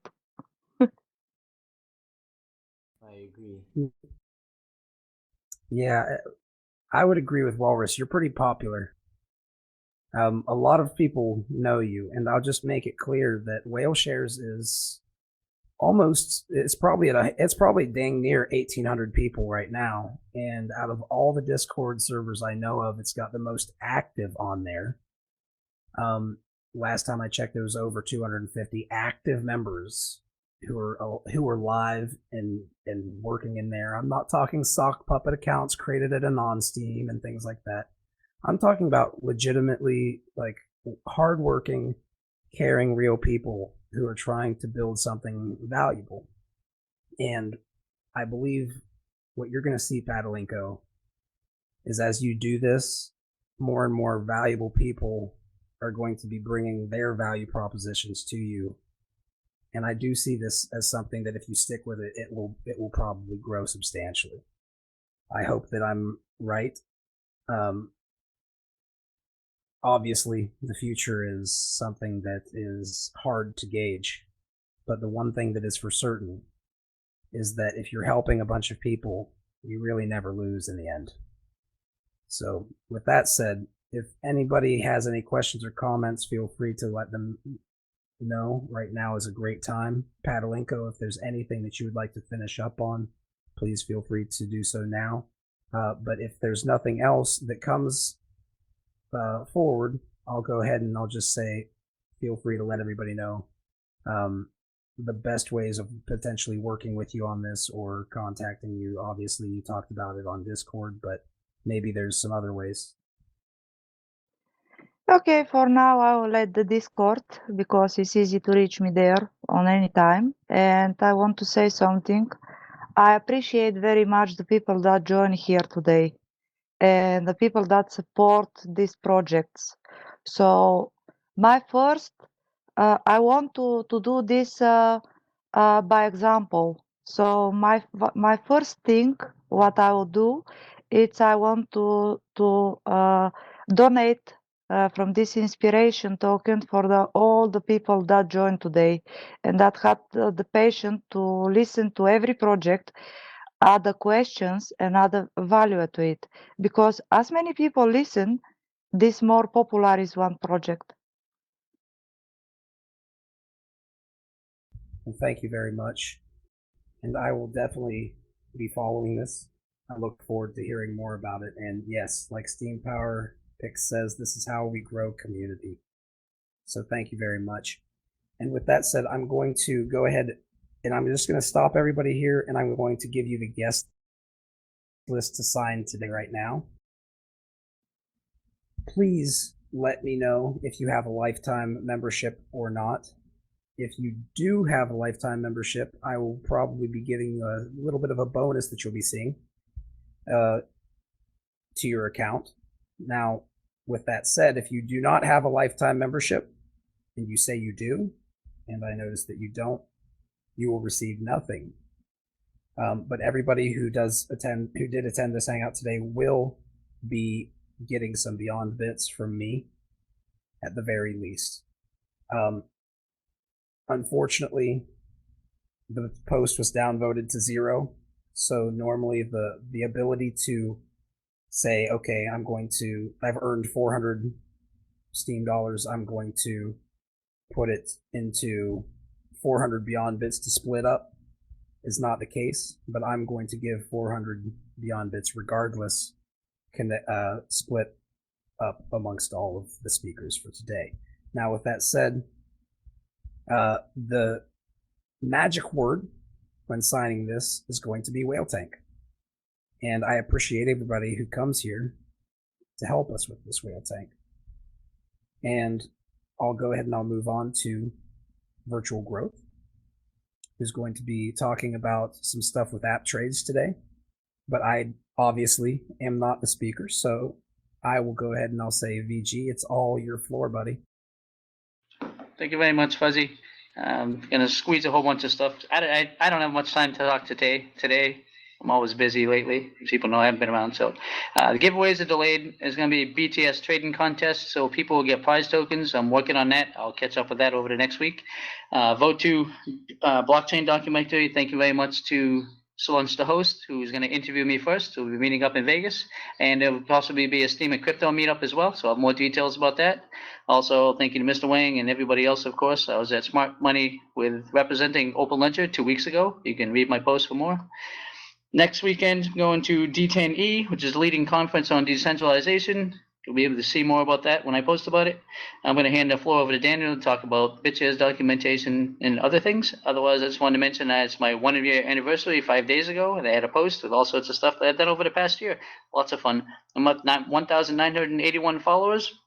And also working on a Steam It loan idea that's being explored, where an account can be held for collateral, and as if people are in Steam, it can be used to pay back the account while it's being held by somebody, which is me. But I am going to hand it over for Daniel now, and he can take over.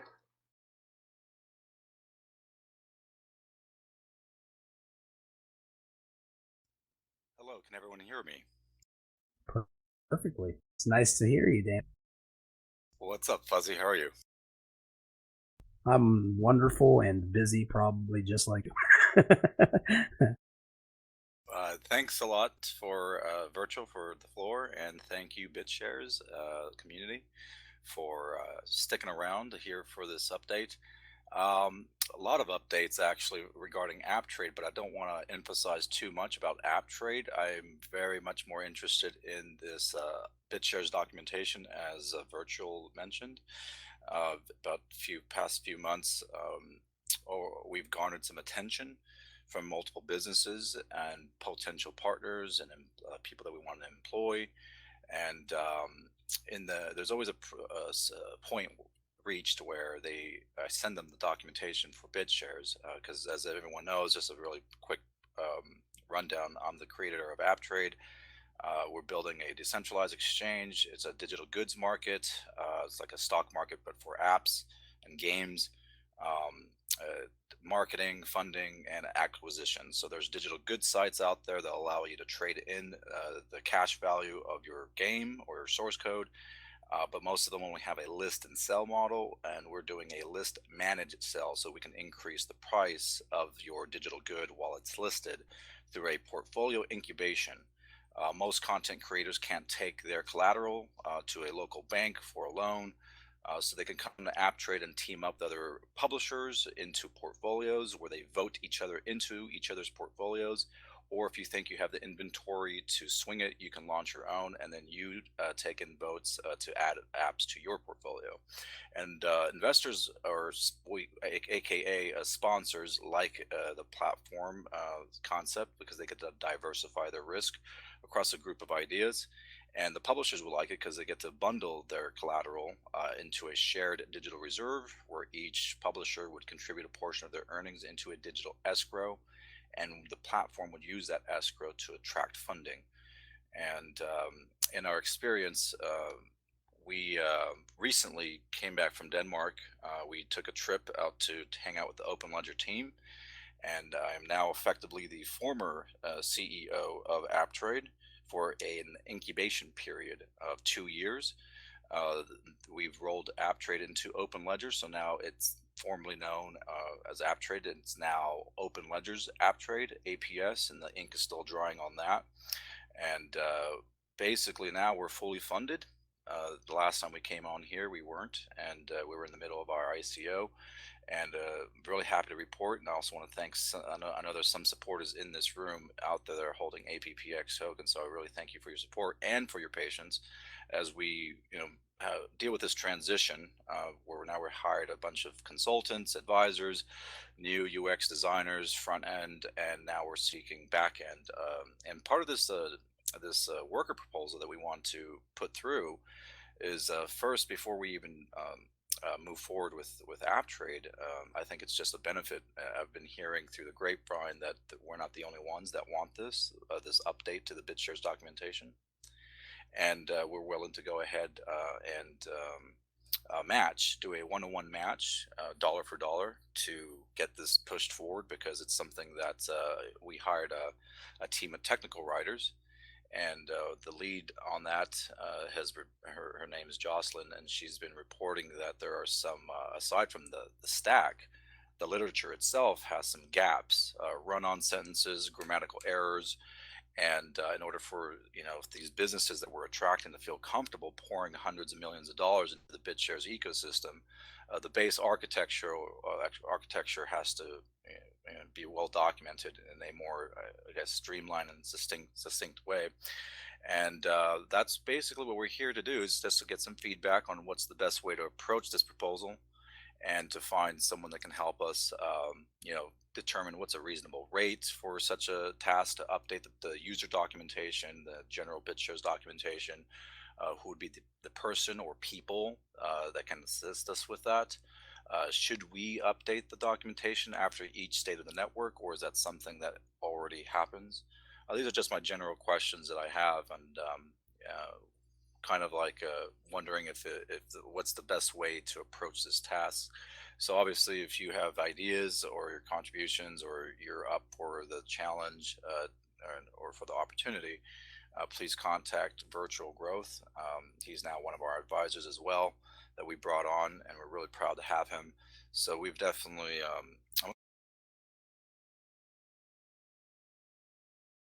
You cut out.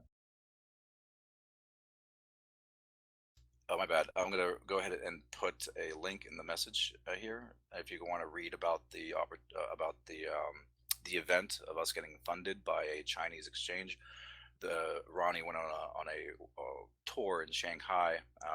It was like a blockchain summit, and was able to attract some investors that put us over the edge, which is really cool, because we got bundled with 3 other projects: Okash, eDev, and GetGame.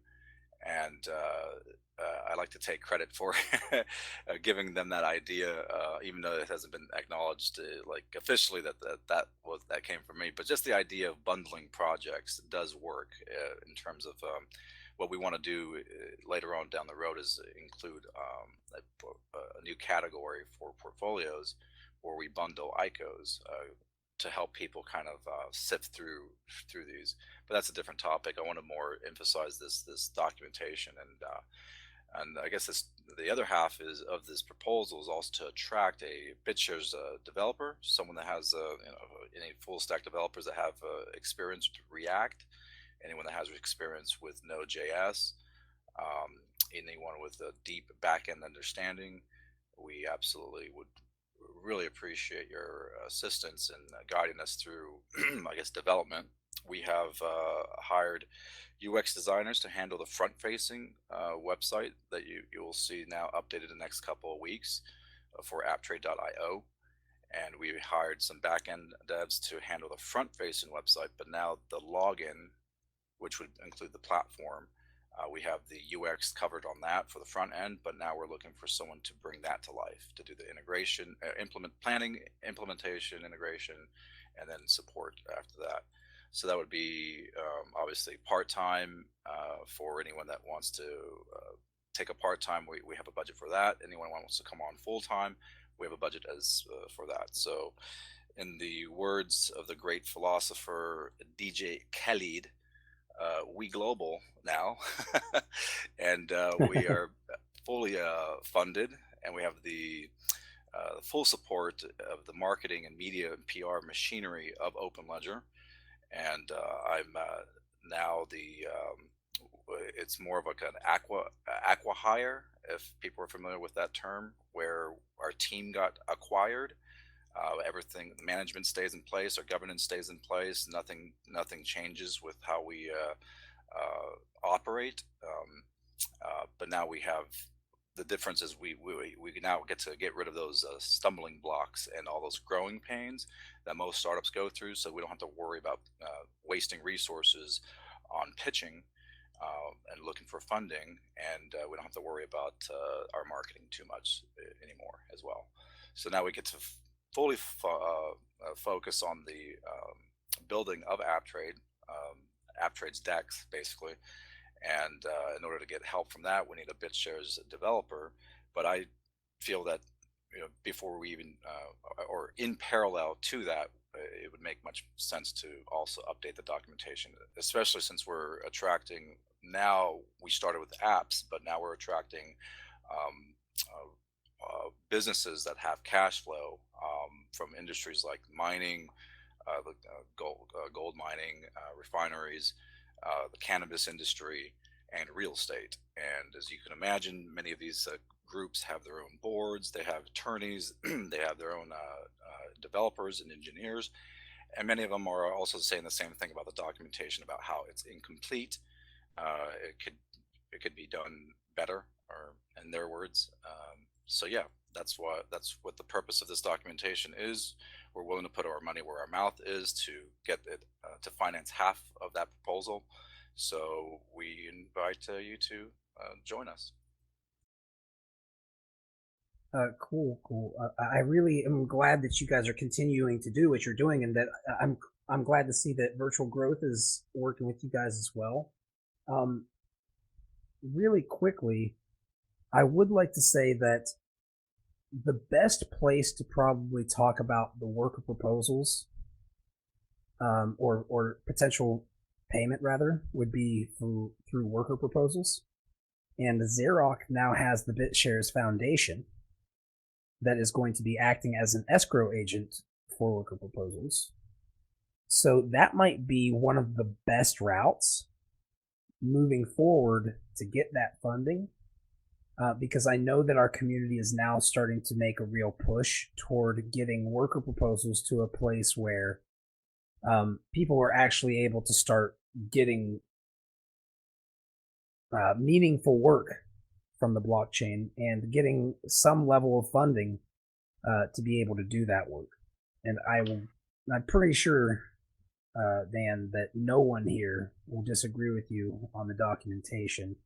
The documentation has been something that has been largely very grassroots, and Xerox and maybe a few helpers over the course of time have been the ones who have largely done that, and have also largely done that out of their own time and pockets. So I will say that. Oh, good. I also reached out to Xerox a little bit yesterday, so he's gonna compile the information because he has it in a different format, so it'll be easier for some people to work with, and I'll talk to him more as well and just help collaborate this all together.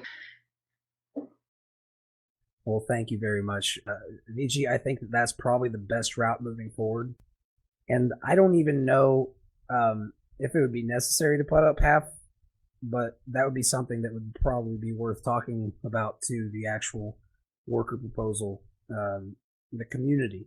So I'll urge you guys to join up to t.me/BTS workers, and definitely make sure to post all that stuff there. I see you in there, VG. You're everywhere too, buddy. So I'll be posting more information in there soon. Sounds good. And I actually disagree with what you just said there. I think it's absolutely crucial for us to finance half of it to get people's attention, because I think this is something that's been like moving slow like molasses, and no one has really triggered the ability to get this done. And I verbalized this in person to a few to ask them, to do this, but maybe everyone's busy. So maybe if we actually put up and match dollar for dollar and let people know that we are funded ourselves and we're willing to fund the funding of this as well, half of that, so that we can approach the community in a way that it's not us just asking for something with empty hands. And I'm not suggesting that's what people are doing, but this is just our approach, because we have like this move for our businesses that want to join on board, and also probably want to build on top of the network in their own right down the line. But in order for them to feel comfortable to move forward, partnering with, like, jumping on board as workers, employees, vendors, they all could use a better documentation, a better blueprint to start understanding what BitShares is. And I think by matching dollar for dollar, it's very important to let people know that this is a huge priority for us to ensure that I think they would also not just improve app trade, but or benefit app trade, but just the other projects that are trying to communicate their message to the world. Well, I really love what you guys are doing. I think that documentation is essential, and I know for a fact my father is a full stack dev, and when I showed him the documentation and he started reading through it, he gave me pretty much the exact same input that you have received from other industry players. So I think that we should really start thinking about this now that BitShares has hundreds of million or 100 million plus that can be put towards things, right? Right. I'd say this is probably a foundational one. You know, like if you're going to build something, you got to build a strong foundation. It's worth it to put a little extra money into it. We should probably do that. And the payback is going to be huge, because when you get the documentation into the hands of excellent developers, you can give them great documentation that makes it so they're hitting the ground running, or you can cut off their legs and tell them to crawl. I think that we should have them running. So, and to ensure that not just the person or the people involved that are updating get paid, we also want to create a bounty for anyone that brings us these people, so that there will be a reward or a fee for just recommending people to this proposal. That'll be a part of that, so that we can really, kickstart that engine. Awesome. Well, I'm going to go ahead and I'm just going to let you know that right now we have just hit about 30 seconds ago the 15-minute mark. So if you guys have anything else to say, you have two options at this point. You can power up and give yourself an extra 10 minutes by share dropping on the people in this hangout with a token of significance to yourself that you guys are working with, or you can cut it off for this week and consider yourself welcome to join up every week thereafter and take your free 15 minutes to stand in the sun and let everybody know what you're doing. For sure, we can end it here. This is really good. I appreciate everybody. Thanks a lot. Thank you, Fuzzy, and thanks, Virtual, for putting this together as well. And we global. Thank you very much, everyone. Just want to add Extraordinary Pilot. Thank you from So Lunch the host. He just asked me to add that in. And people want to reach out to me, you can reach out to Virtual Growth. You can find me on Discord because I'm on many channels there, and also steam.chat. And thank you very much. I'll be in touch with everybody and look forward to everything. And that name is Virtual Growth, and that is 2 words with no space in between. Correct. All right. Well, with that said, is Chief Mapster here today? Are you able to talk? Yeah, I am. Okay. Three beans. I'll go ahead and let you. Lunchbox. Winky face. Unmuted. You were unmuted and undeafened by Fuzz New. Channel. Okay. So what we're going to tell you to do, buddy, unfortunately, we cannot cover you today because it's going to take a while to get you set up.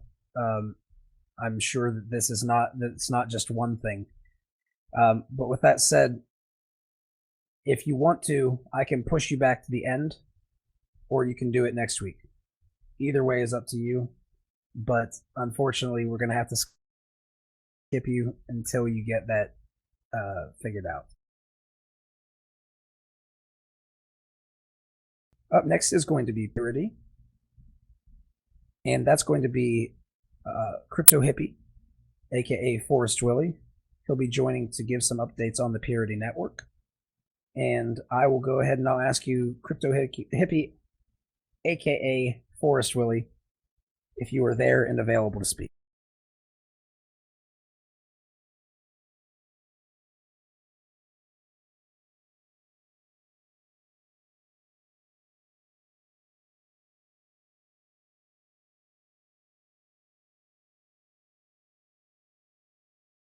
Okay, looks like Crypto Hippie is not available.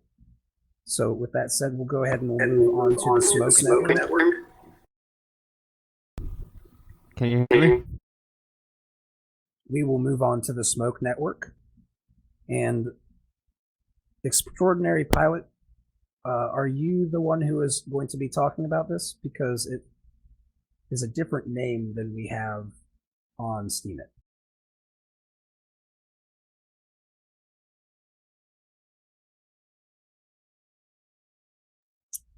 Okay, well, I'm going to take a word from Alex, and I'm going to say, ironically, we are back to you, Chief Mapster. And I'll go ahead and I'll unmute you. I hope you've gotten everything figured out. Hello, hello. Hello? Can you hear me? Yes, perfect. Yes, perfect. Yeah, my bad. First time using Mumble. It's okay. It's okay. But my plan was just gonna use like 1 to 2 minutes to talk about Steemit gaming and then answer some questions because it's kind of a big idea. So I think I'm probably gonna bring more value with answering questions. Sounds if good. that's cool with you. But Steemit gaming is basically just us changing the education system. The current system is broken. Everybody knows it. So people, instead of having people pay for it and treating it like work, we're changing it so it's actually a game. Each level, like grade level, is a game, and then the grades are not points. So that's the token I'm looking to create, is something called points. So that way we can actually rank people by giving them points that we tied to the whale shares. Let's see. The different games are curation games, commenting games, and then creating content. So if you're on Steemit and doing those 3 things, you can learn. Like curating, we'll post a quick question. For example, the one I use is like, what's the difference between marketing and branding? And then the gamers, we call them gamers instead of students, go find an article on Steemit that would best answer that, re-Steem it, and then the judges or the people, the leaders will use this token tied to the whale shares or bit beyond called points to vote instead of a grading scale. So vote on the responses, and that's just one style for the curation. Commenting would be just very similar. A question we posted on a thread, and the best comments would be rated based and voted on with that same token. And then creating content would be just writing posts based off whatever the question on that game that day is or that week. We're really just trying to gamify learning, make it fun, and feel like you're not going to work. So, but yeah, any questions, I'm here to help. So before I start,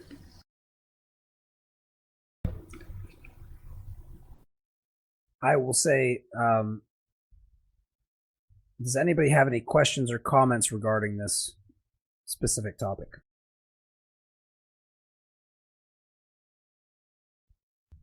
I love Manish, this 1, 2. specific topic. I think education is, as you said, broken and needs to be fixed, and is the way to go about it. So that's my comment for that. But yeah, you're doing. Yeah, it's definitely this is a place that I actually have spent the majority of my quote unquote studying time in my life, other than maybe Bitcoin. I'm a little bit rusty on this one compared to Bitcoin these days, but one of the things that is amazing about gamification and learning is that one of the biggest struggles for people who are learning is just starting out and fearing failure. The fear of failure itself sometimes is what holds people back from evolving and growing and taking the risks that are required to evolve and grow. So one of the cool things that experts in this space kind of look at is the value of gamification. And if you think about a person who is playing a video game, they're not afraid to go up and fight that monster and fail, right? As a matter of fact, the process of growing is a series of failures and then overcoming those failures, which ironically is very much paralleling how games are designed. Now, when you add into the situation a communal type of environment where people are using something called scaffolding, where they're looking at each other's expertise and leveraging that to lower the risk for learning. For instance, if I'm learning from Xerox about something in blockchain space, it's less risky for me if I have a guru or somebody who knows something more than I do next to me, right? So when you have gamification of learning and you have a collection of people who gather together at the same time to use this, you have this extremely powerful synergy that can come from it. You can actually teach people things very well and make it so they remember them much better through something called experiential learning, as opposed to what they call in this sphere of psychology and stuff, they call it rote memorization, is the kind of the opposite of that, right? Where you have flashcards and you just say, I'm going to stuff information into my head and hopefully I'll remember it. But humans don't really work that way. We do to a degree, but we need meaning to really assign a memory, a strong memory to something. So when we create meaning and when we actually push forward together, we also create this sense of camaraderie and this sense that the risk is very much lower and that the benefits are much higher. And when you do that, you're breaking down that barrier that often holds us back from growing, that often holds us back from going out and fighting the demons in that fantasy world, or what world that we deal with, right? Because that's a very strong platform, a foundation to build your or individual people's perception of the world into something where you don't fear trying. You don't fear bringing that value. So with that said, I have much more input, but I know that you're talking and that you're interested in this stuff, obviously. So I'll go ahead and I'll open up your mic again because you don't have push talk enabled yet. But just so you know, whenever you get muted, that's why. I'll be fixing that. That's all good. And I'll open you up right now and feel free to give any input that you'd like. In my brain, because it's exactly what I'm trying to get people to overcome their fear of learning, because it seems like whenever I talk to people about new subjects, they're automatically defensive, and it's because they've been programmed a certain way or they're afraid because they never learned about it. And the best way to get over that fear, because I believe fear is not real, is just to actually play it in a game. Like you said, you're not afraid of video games, and even in sports and games like that, you lose your fear because you're in a game. So by having them in a game for 15, 30 minutes, hour a day, maybe we can use that time to really help them learn and progress, and hopefully help the community too. Because I feel like we should reward the people that are here first, that really do like the community. So I feel like by starting it now and having one game, working out the kinks, and then expanding from there, we should be able to help a lot of people. Well, can I ask a question? Yeah, sure. Okay. Do you guys have a token? Is there going to be a token involved in this in some way? How will the motivation come? That's the goal. Kind of talking to you and I talked to JP. It was initially going to be called something else, but we really think just by keeping it simple, like points, you get points in games, and just calling it points, like POINTS as a token based off whale shares or Beyond Bit. And that way we can vote on a scale based on the responses, so curation based on the best curated responses, comments, the best comment, and then the best content created. We can vote with that on a slide and share just like you do percentage wise. So instead of like 90% for an A, you would get 90% vote or something like that. So that's what we're thinking about right now. I like the idea. But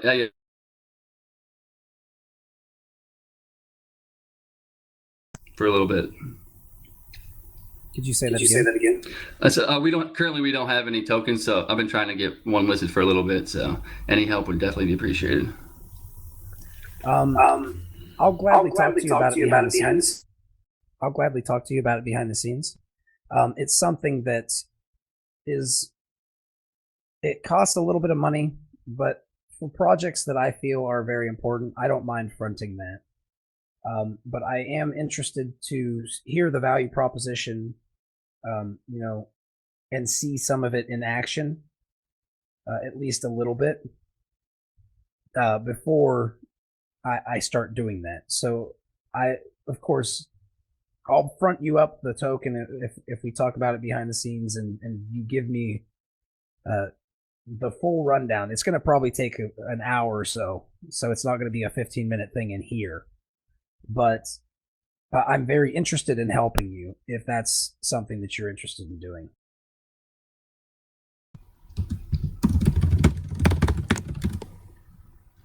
Wow. Are you a drummer?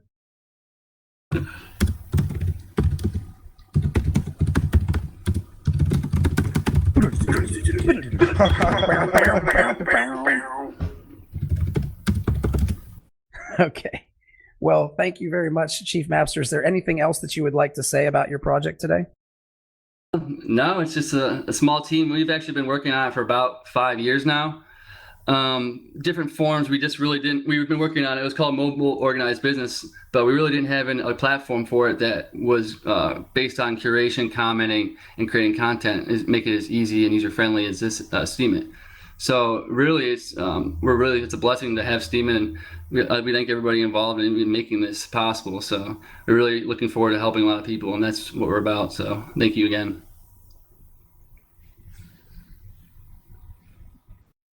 Well, thank you to you for building this for 5 years, first off, because whatever you guys are doing, 5 years is a long time to be working on something, I know.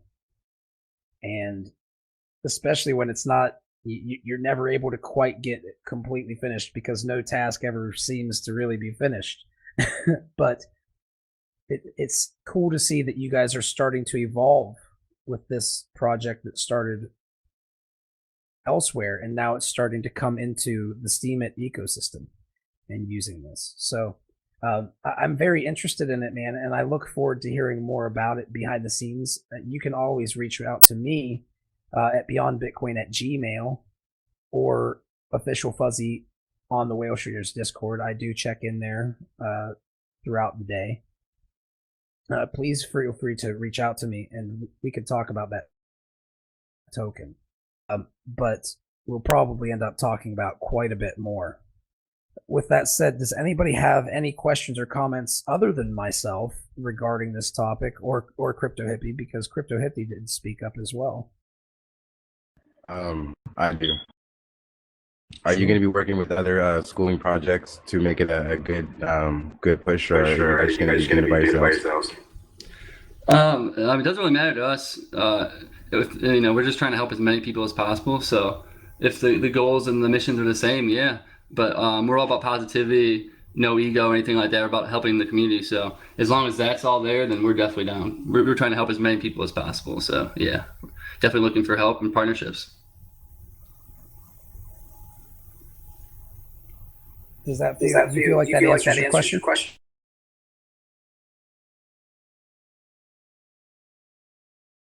Yep. Thank you, sir. Cool. Does anybody else have any question?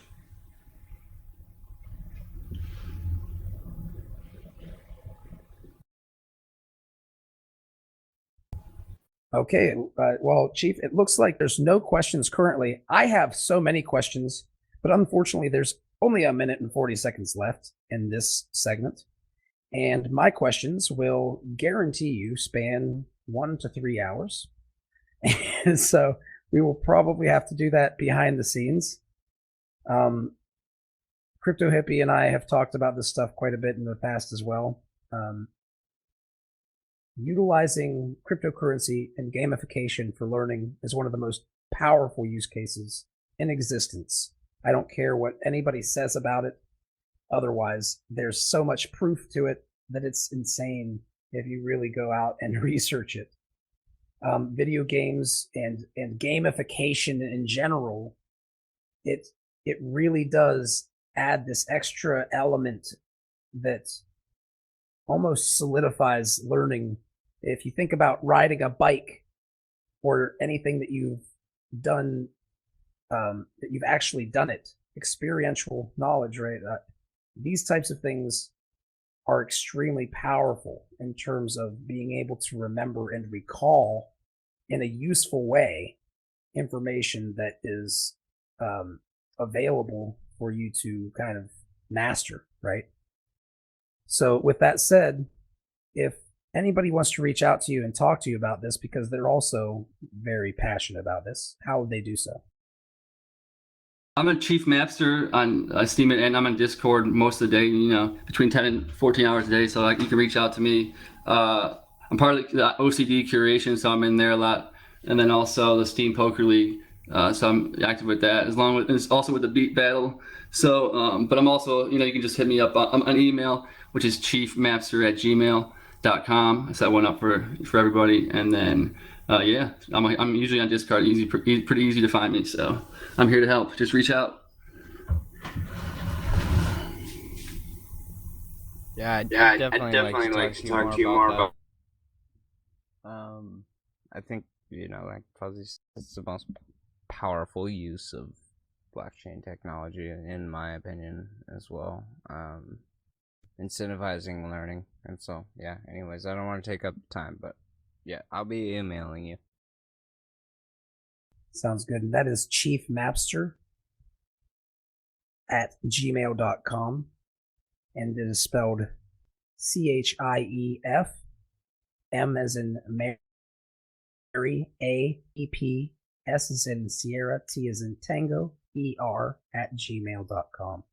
So thank you very much, Chief Mapster.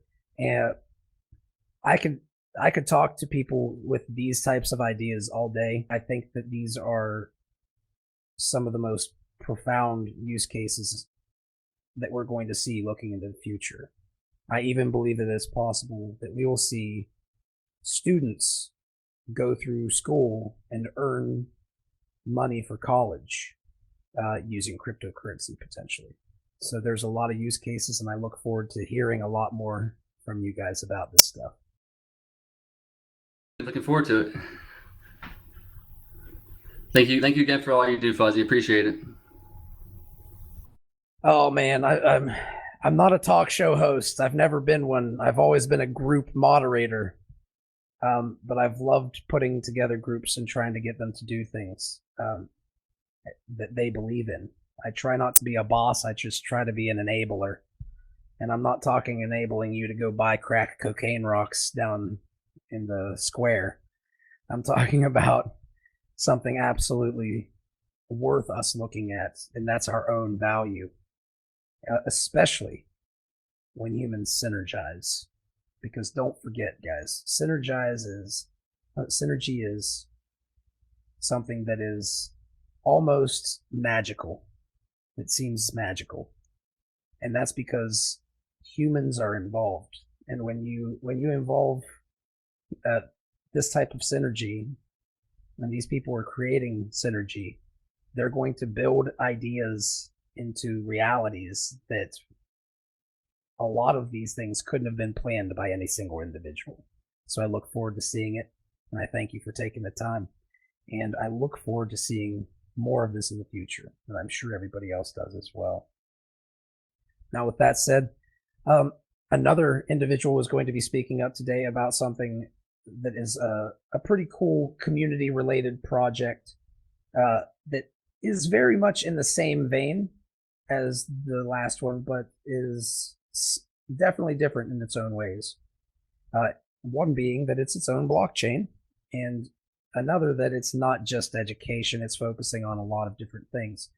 So rather than me sit back and talk about Purity, the activity network, however, I should probably give you, Crypto Hippie, the 15 minutes to go ahead and get started. All right. Well, thank you. I appreciate you for having us on. Yeah. So you said crypto is a powerful tool for all sorts of things, and we want to empower with purity and communities to learn and grow. And when I go to a meetup group, I learn quite a bit. And when I go to another meetup group where it's a different topic, I still learn. And for me, that's the one of the big powers of peer that I like. So for those of you that don't know it, and I would imagine most of you guys do by now, we're incentivizing human interaction, and it can be anything from something like online, like this, what we're doing, but we're trying to take it offline, and we would like to bring it to personal interaction between humans live, and it's a great thing that we're doing. I'm really excited, and we've been in a direction that that is gonna be able to everybody that wants to be involved, I think. So I have another person in here that's on the team. He's our CTO, and I'm gonna ask him to talk about the token that we're creating for our crowd sale. And so if he wants to speak, otherwise I'll keep going.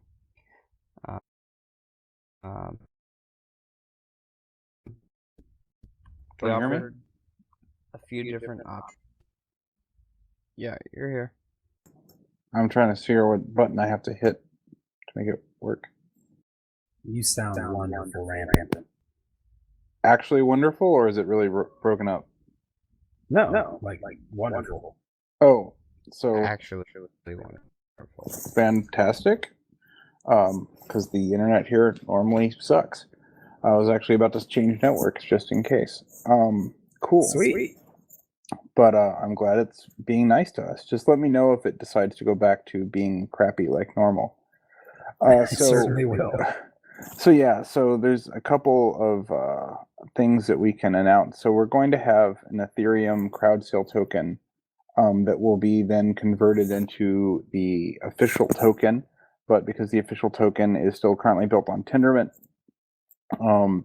that's not like something we can do on that blockchain yet. So the pre-sale will probably be one on Ethereum. We're working on that now. Crypto Hippie can answer more questions about the details of that, I think, later. We haven't finalized that contract, but when we do finalize it, it will be open source, and we will put it on GitHub. And we will have it up for review for transparency and all that jazz, because that's what you should do. So that'll be coming sometime in the near future. The other thing that came out of last week and looking into Ethereum smart contracts is a realization that current smart contract technology, I'm going to just be kind of blunt here, I think it absolutely sucks. And the reason why I think it sucks is the whole point, in my mind, of smart contracts is to get rid of intermediaries and bullshit. And if you look at Ethereum smart contracts of anything other than the most trivial complexity, you don't really get that. Because if I look, even me as a programmer, if I look at a smart contract, I can't promise that I know exactly what it does, right? I'd have to be a real expert at Solidity to really know what I'm getting into. And if you're expecting normal people to make financial transactions and make agreements on these things, they need to be able to understand them just like normal contracts, right? I mean, certainly there are plenty of evil lawyers who write really confusing English contracts, but if you were to take that same contract and turn it into computer code, I think it would be substantially worse. And so what we're working on as one of our side projects is a new smart contract language called Handshake. And the primary goal of that language is to be human readable by normal people and have them be able to read a contract and have a pretty good idea what it's going to do. I'm not going to say they're always going to have a perfect idea what it's going to do, but they can read it and say, okay, this seems to do this and this is reasonable. So is it fair to say I'm sorry. Go ahead. Is it fair to say that whenever you're looking at these smart contracts in Solidity, it was created from the ground up pretty much? It's very few people been outside of the regular everyday dev and the people who are really digging into cryptocurrencies. Even them, it requires a lot of expertise and a lot of time to get to that point where you can be one of those people who can read it. And because of that, there's a lot of potential for these contracts to be misused and to hurt the users. And there's no way of them easily checking it. Yeah, I mean, like a recent hack. So I was busy trying to learn Solidity right when the Parity wallet got hacked. And this flaw, when it happened, people realized there was no way to stop it. And the only way people's money was saved is that good hackers went and robbed everybody before the bad hackers could. And that's just crazy to me. Yeah. And that had been around for like 6 months, and the same code had been vetted by the best people available. And the thing was, it didn't actually surprise me because I was busy reading through best practices guides and trying to understand the security implications, because these are financial transactions, right? Like, and the fundamental unsolvable problem in my mind for Solidity, I mean, they could maybe solve it, but it would be really hard. And it would pretty much mean Solidity didn't look like Solidity anymore, is that a language that's built for smart contracts and is especially going to be built for financial transactions, because smart contracts power, Ethereum token transfers and power wallets, has to be a security first language. You want to make it really hard to screw up sending money, receiving money or tokens, whatever, right? And that's just not the way Solidity was built. Solidity was built to look like JavaScript and Java, neither of which are really renowned for being these security awesome languages. You can write secure apps in Java and JavaScript and on PHP, but that's not what they were oriented around, like from day one. They were oriented to be, in some cases, easy to use or familiar to existing programmers, or to avoid some mistakes of other languages. But they weren't around contracts, and they weren't around security, and they weren't around finances in particular, right? So the nature of Handshake is trying to say, the contract comes first. The specifying of clarity comes first, even if it requires a lot more typing, right? Like, so a Solidity contract would probably be a lot shorter in terms of like number of lines of code than a Handshake contract, but that's on purpose, because the whole goal is to make things as clear as possible. So, and to make things as secure as possible. So there's a concept of a contract, there's a concept of a transaction, and a transaction either completely is done or it never finishes, right? And it unrolls everything. And it can have sub-transactions. So the only way things happen at all is if everything happens. And then outside of those transactions or calculations and things, so everything's in its own section, right? So every calculation that's going to happen is specified in a calculation section, so you can see how things are calculated. And then you can go to a transaction section and say, we calculate this, we calculate this, we calculate this happens, and then we're done, right? There's a bunch of other features that I'm trying to work on and describe, and I'm calling in some people that I know are very experienced at these things, including eventually my professor of grad school, who is a luminary in information science and did work with Google. I'm going to have them vet everything. And once the initial crappy alpha is done, I'm going to start presenting it with the goal of getting people who are more experienced than me at language design and security to weigh in. So what I don't want to do is be like Solidity, where the Ethereum developers are like, no one should build on this because it's not ready, and then the whole world trying to build on it because the demand is there, and then people losing millions of dollars. I don't want that. Yeah, I don't want that to be part of crypto's immediate legacy. I don't want our network to be this marching set of hacks that Ethereum has been since basically day one. I mean, it was like, let's do Ethereum. Let's lose $100 million to the DAO. Let's crash our network. Let's do this again. And the thing is, having looked at all this, like you can now, like these days, right, you can write a smart token contract that's secure, but it's taken them like a year.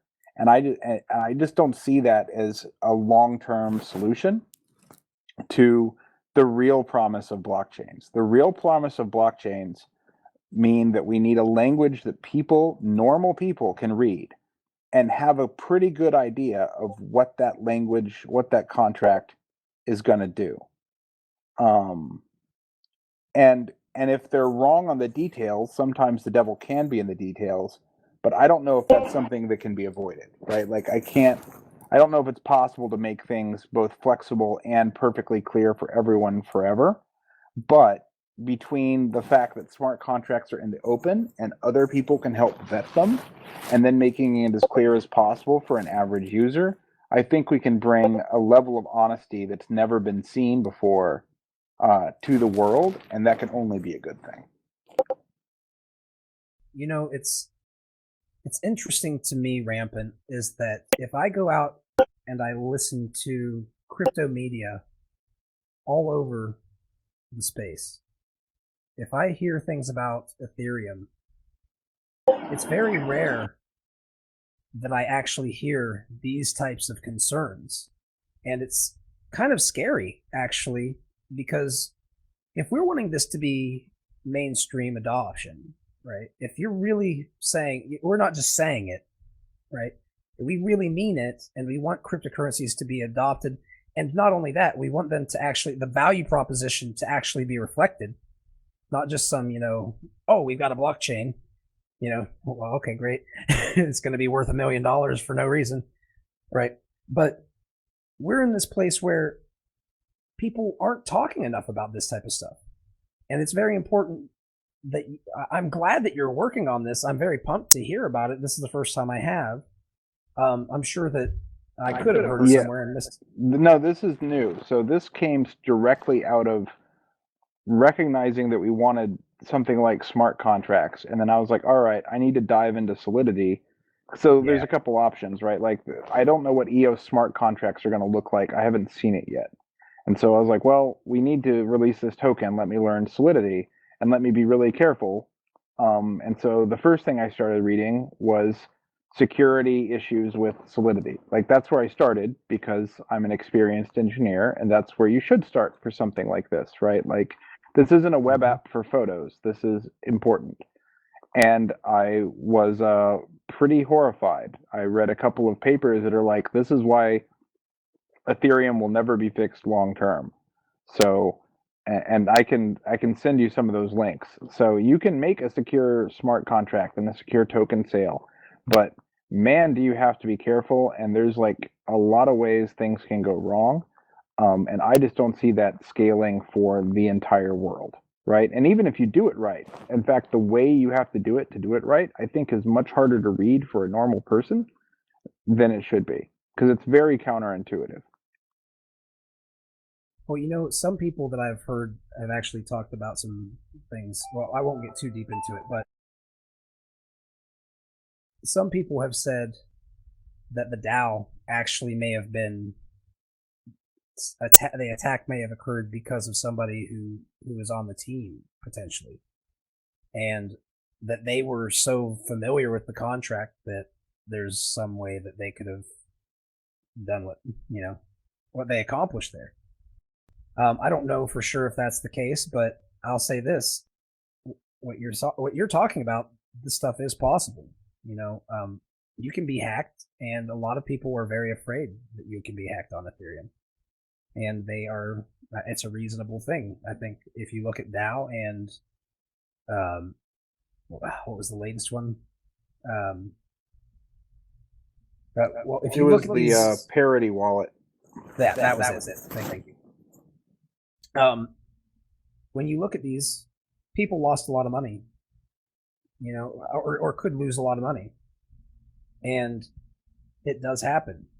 This space is very risky, and you have to be very careful to donate your funding to people who are talking about things like this, because if they're not talking about it and it's a problem, then you should probably be considering whether you should invest in it. That's my take on it. But with that said, you guys have a token on BitShares that people can buy into if they would like to. Is that correct? That is correct. For your community, we do have a token already on BitShares. Okay, well, and they can reach out and get it on. They're going to be able to get this on Ethereum in how long? As soon as we can do it and we know it's safe. So probably the next few weeks. I'm not going to give a specific date because until I've really had a chance to go through it, it's not going to get released. Fair enough. Well, I would urge you guys to please consider joining up and letting us know, of course, when that happens. Everybody is interested to hear this type of stuff as it comes out. But I definitely don't want to put pressure and say that you guys should, you're 100% right when you say, I don't know exactly. I can give you a rough estimate. And that's, I think, as fair as we can get. With that said, how would people reach out to you guys if they would like to talk about this stuff with you, or if they'd like to help you in any way, shape, or form? Or maybe they have some serious investment questions into the Purity chain. Absolutely. So you can contact me, Crypto Hippie, or Jan. You can either go to purity.io and there's info at purity.io. You can email me at bren@purity.io. There's Jan, Jan, at purity.io, and Forrest at purity.io. We also have a Discord, and I can drop that link into the chat, but reading it wouldn't be any good because it'll expire. And then, of course, we are on here pretty regularly. So, of course, if they tune in live, that will help. Awesome. And Forrest, do you have anything to add on?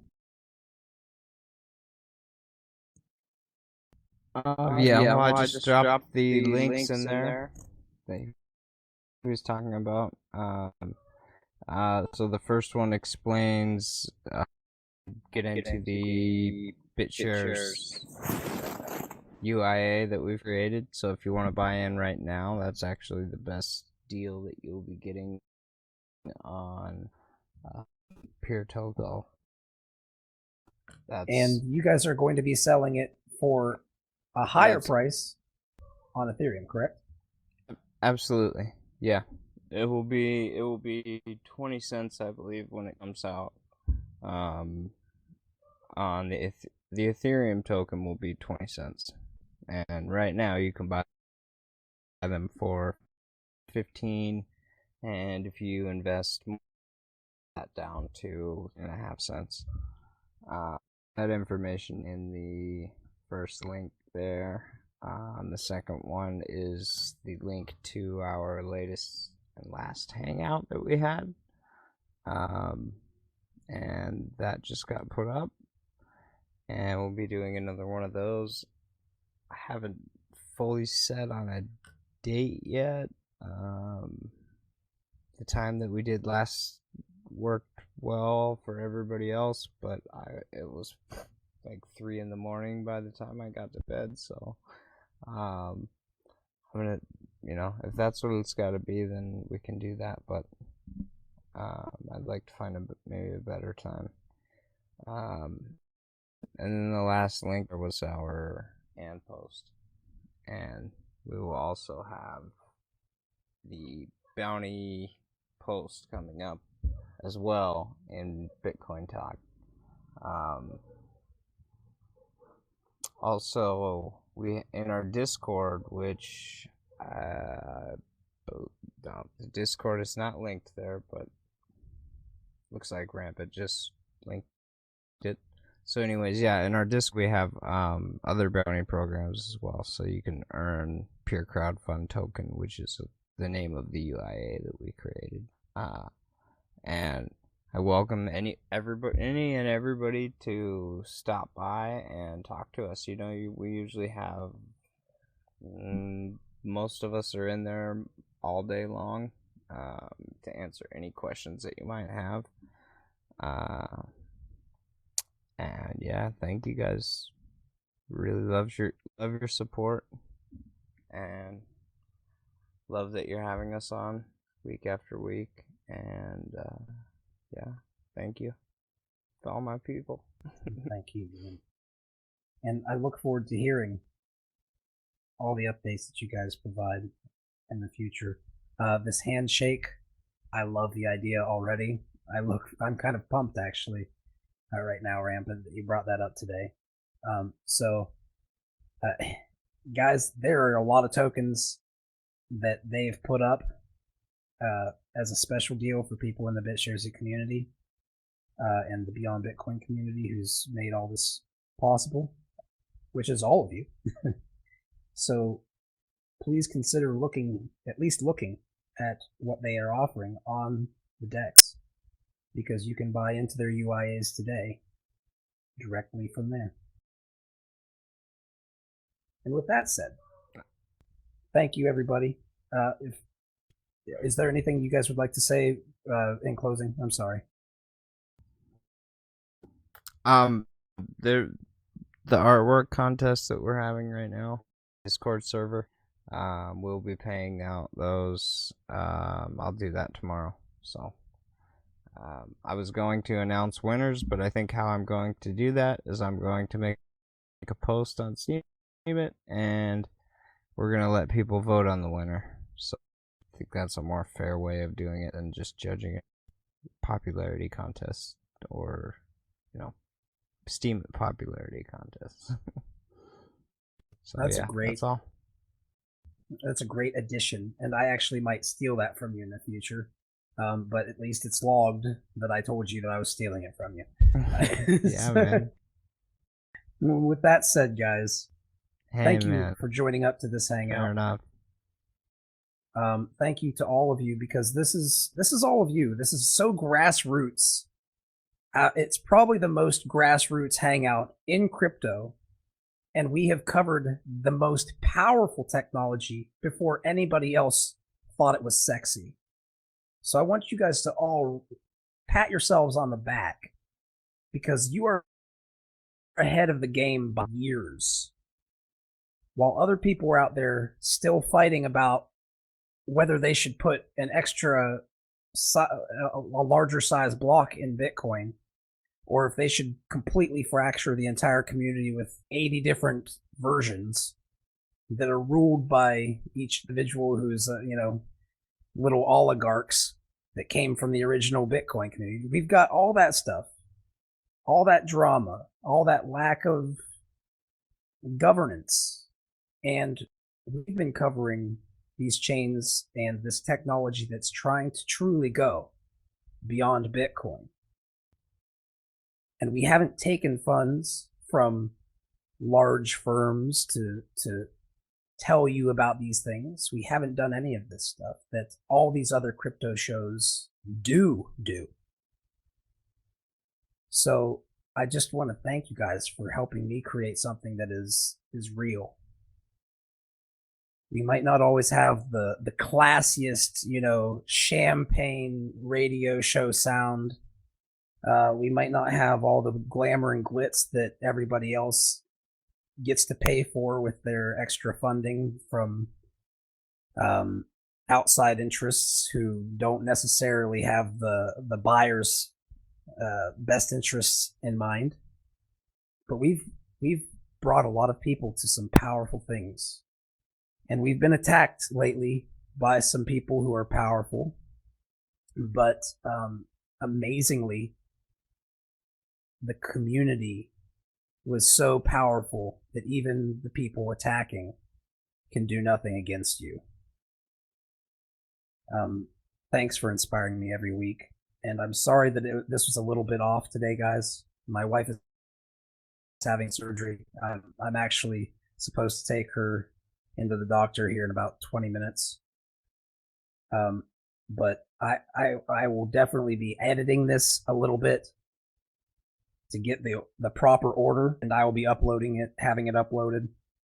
So if you are here and you're getting it right now, please don't post it until I get the finished version.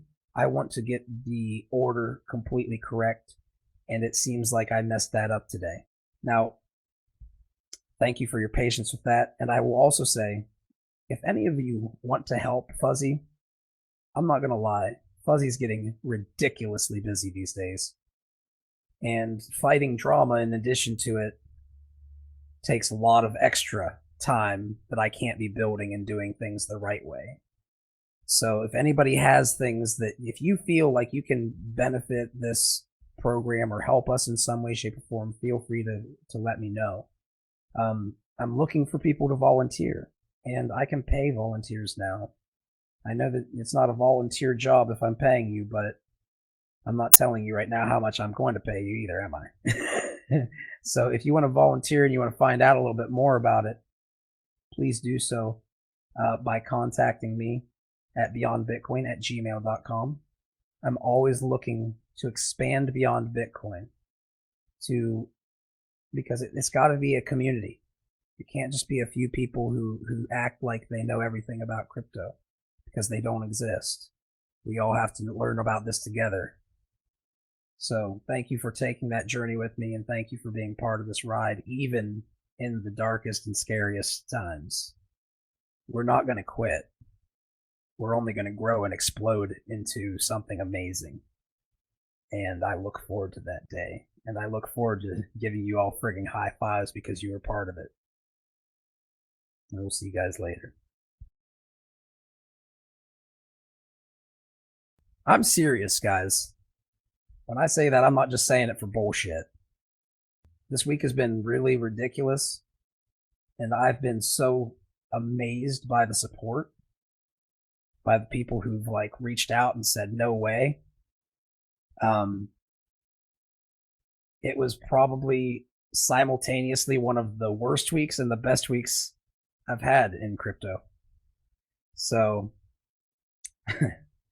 thank you guys. Really. I wish I could have the after party for two or 3 hours like I normally do, but I will say this: once my wife's back is feeling a little bit better and she has her second surgery here in a couple of days, I'm going to be going home Tuesday. And after that, I've talked to my mother, who is now trying to get me to invest into cryptocurrency for her. And I said, Mom, if you are wanting me to spend all this time singing cryptocurrency for you because the $650 in BitShares you bought very early days is now worth $30,000, and you want me to continue doing this, maybe you can help me help you by watching my son during the day, and we can have Beyond Bitcoin radio, and we can sit here and bullshit about anything we want to, or have our own very organized hangouts in addition. So that's coming. I'm going to have more time on here with our community. I'll have somebody watching my baby, so when I'm with our community, I don't have to sticking a metal fork in light in a light socket or something. You know, he's now terrible 3, so I've got to be careful.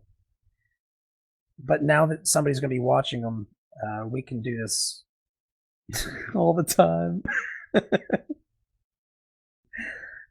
And we'll see you guys soon, okay? Thank you.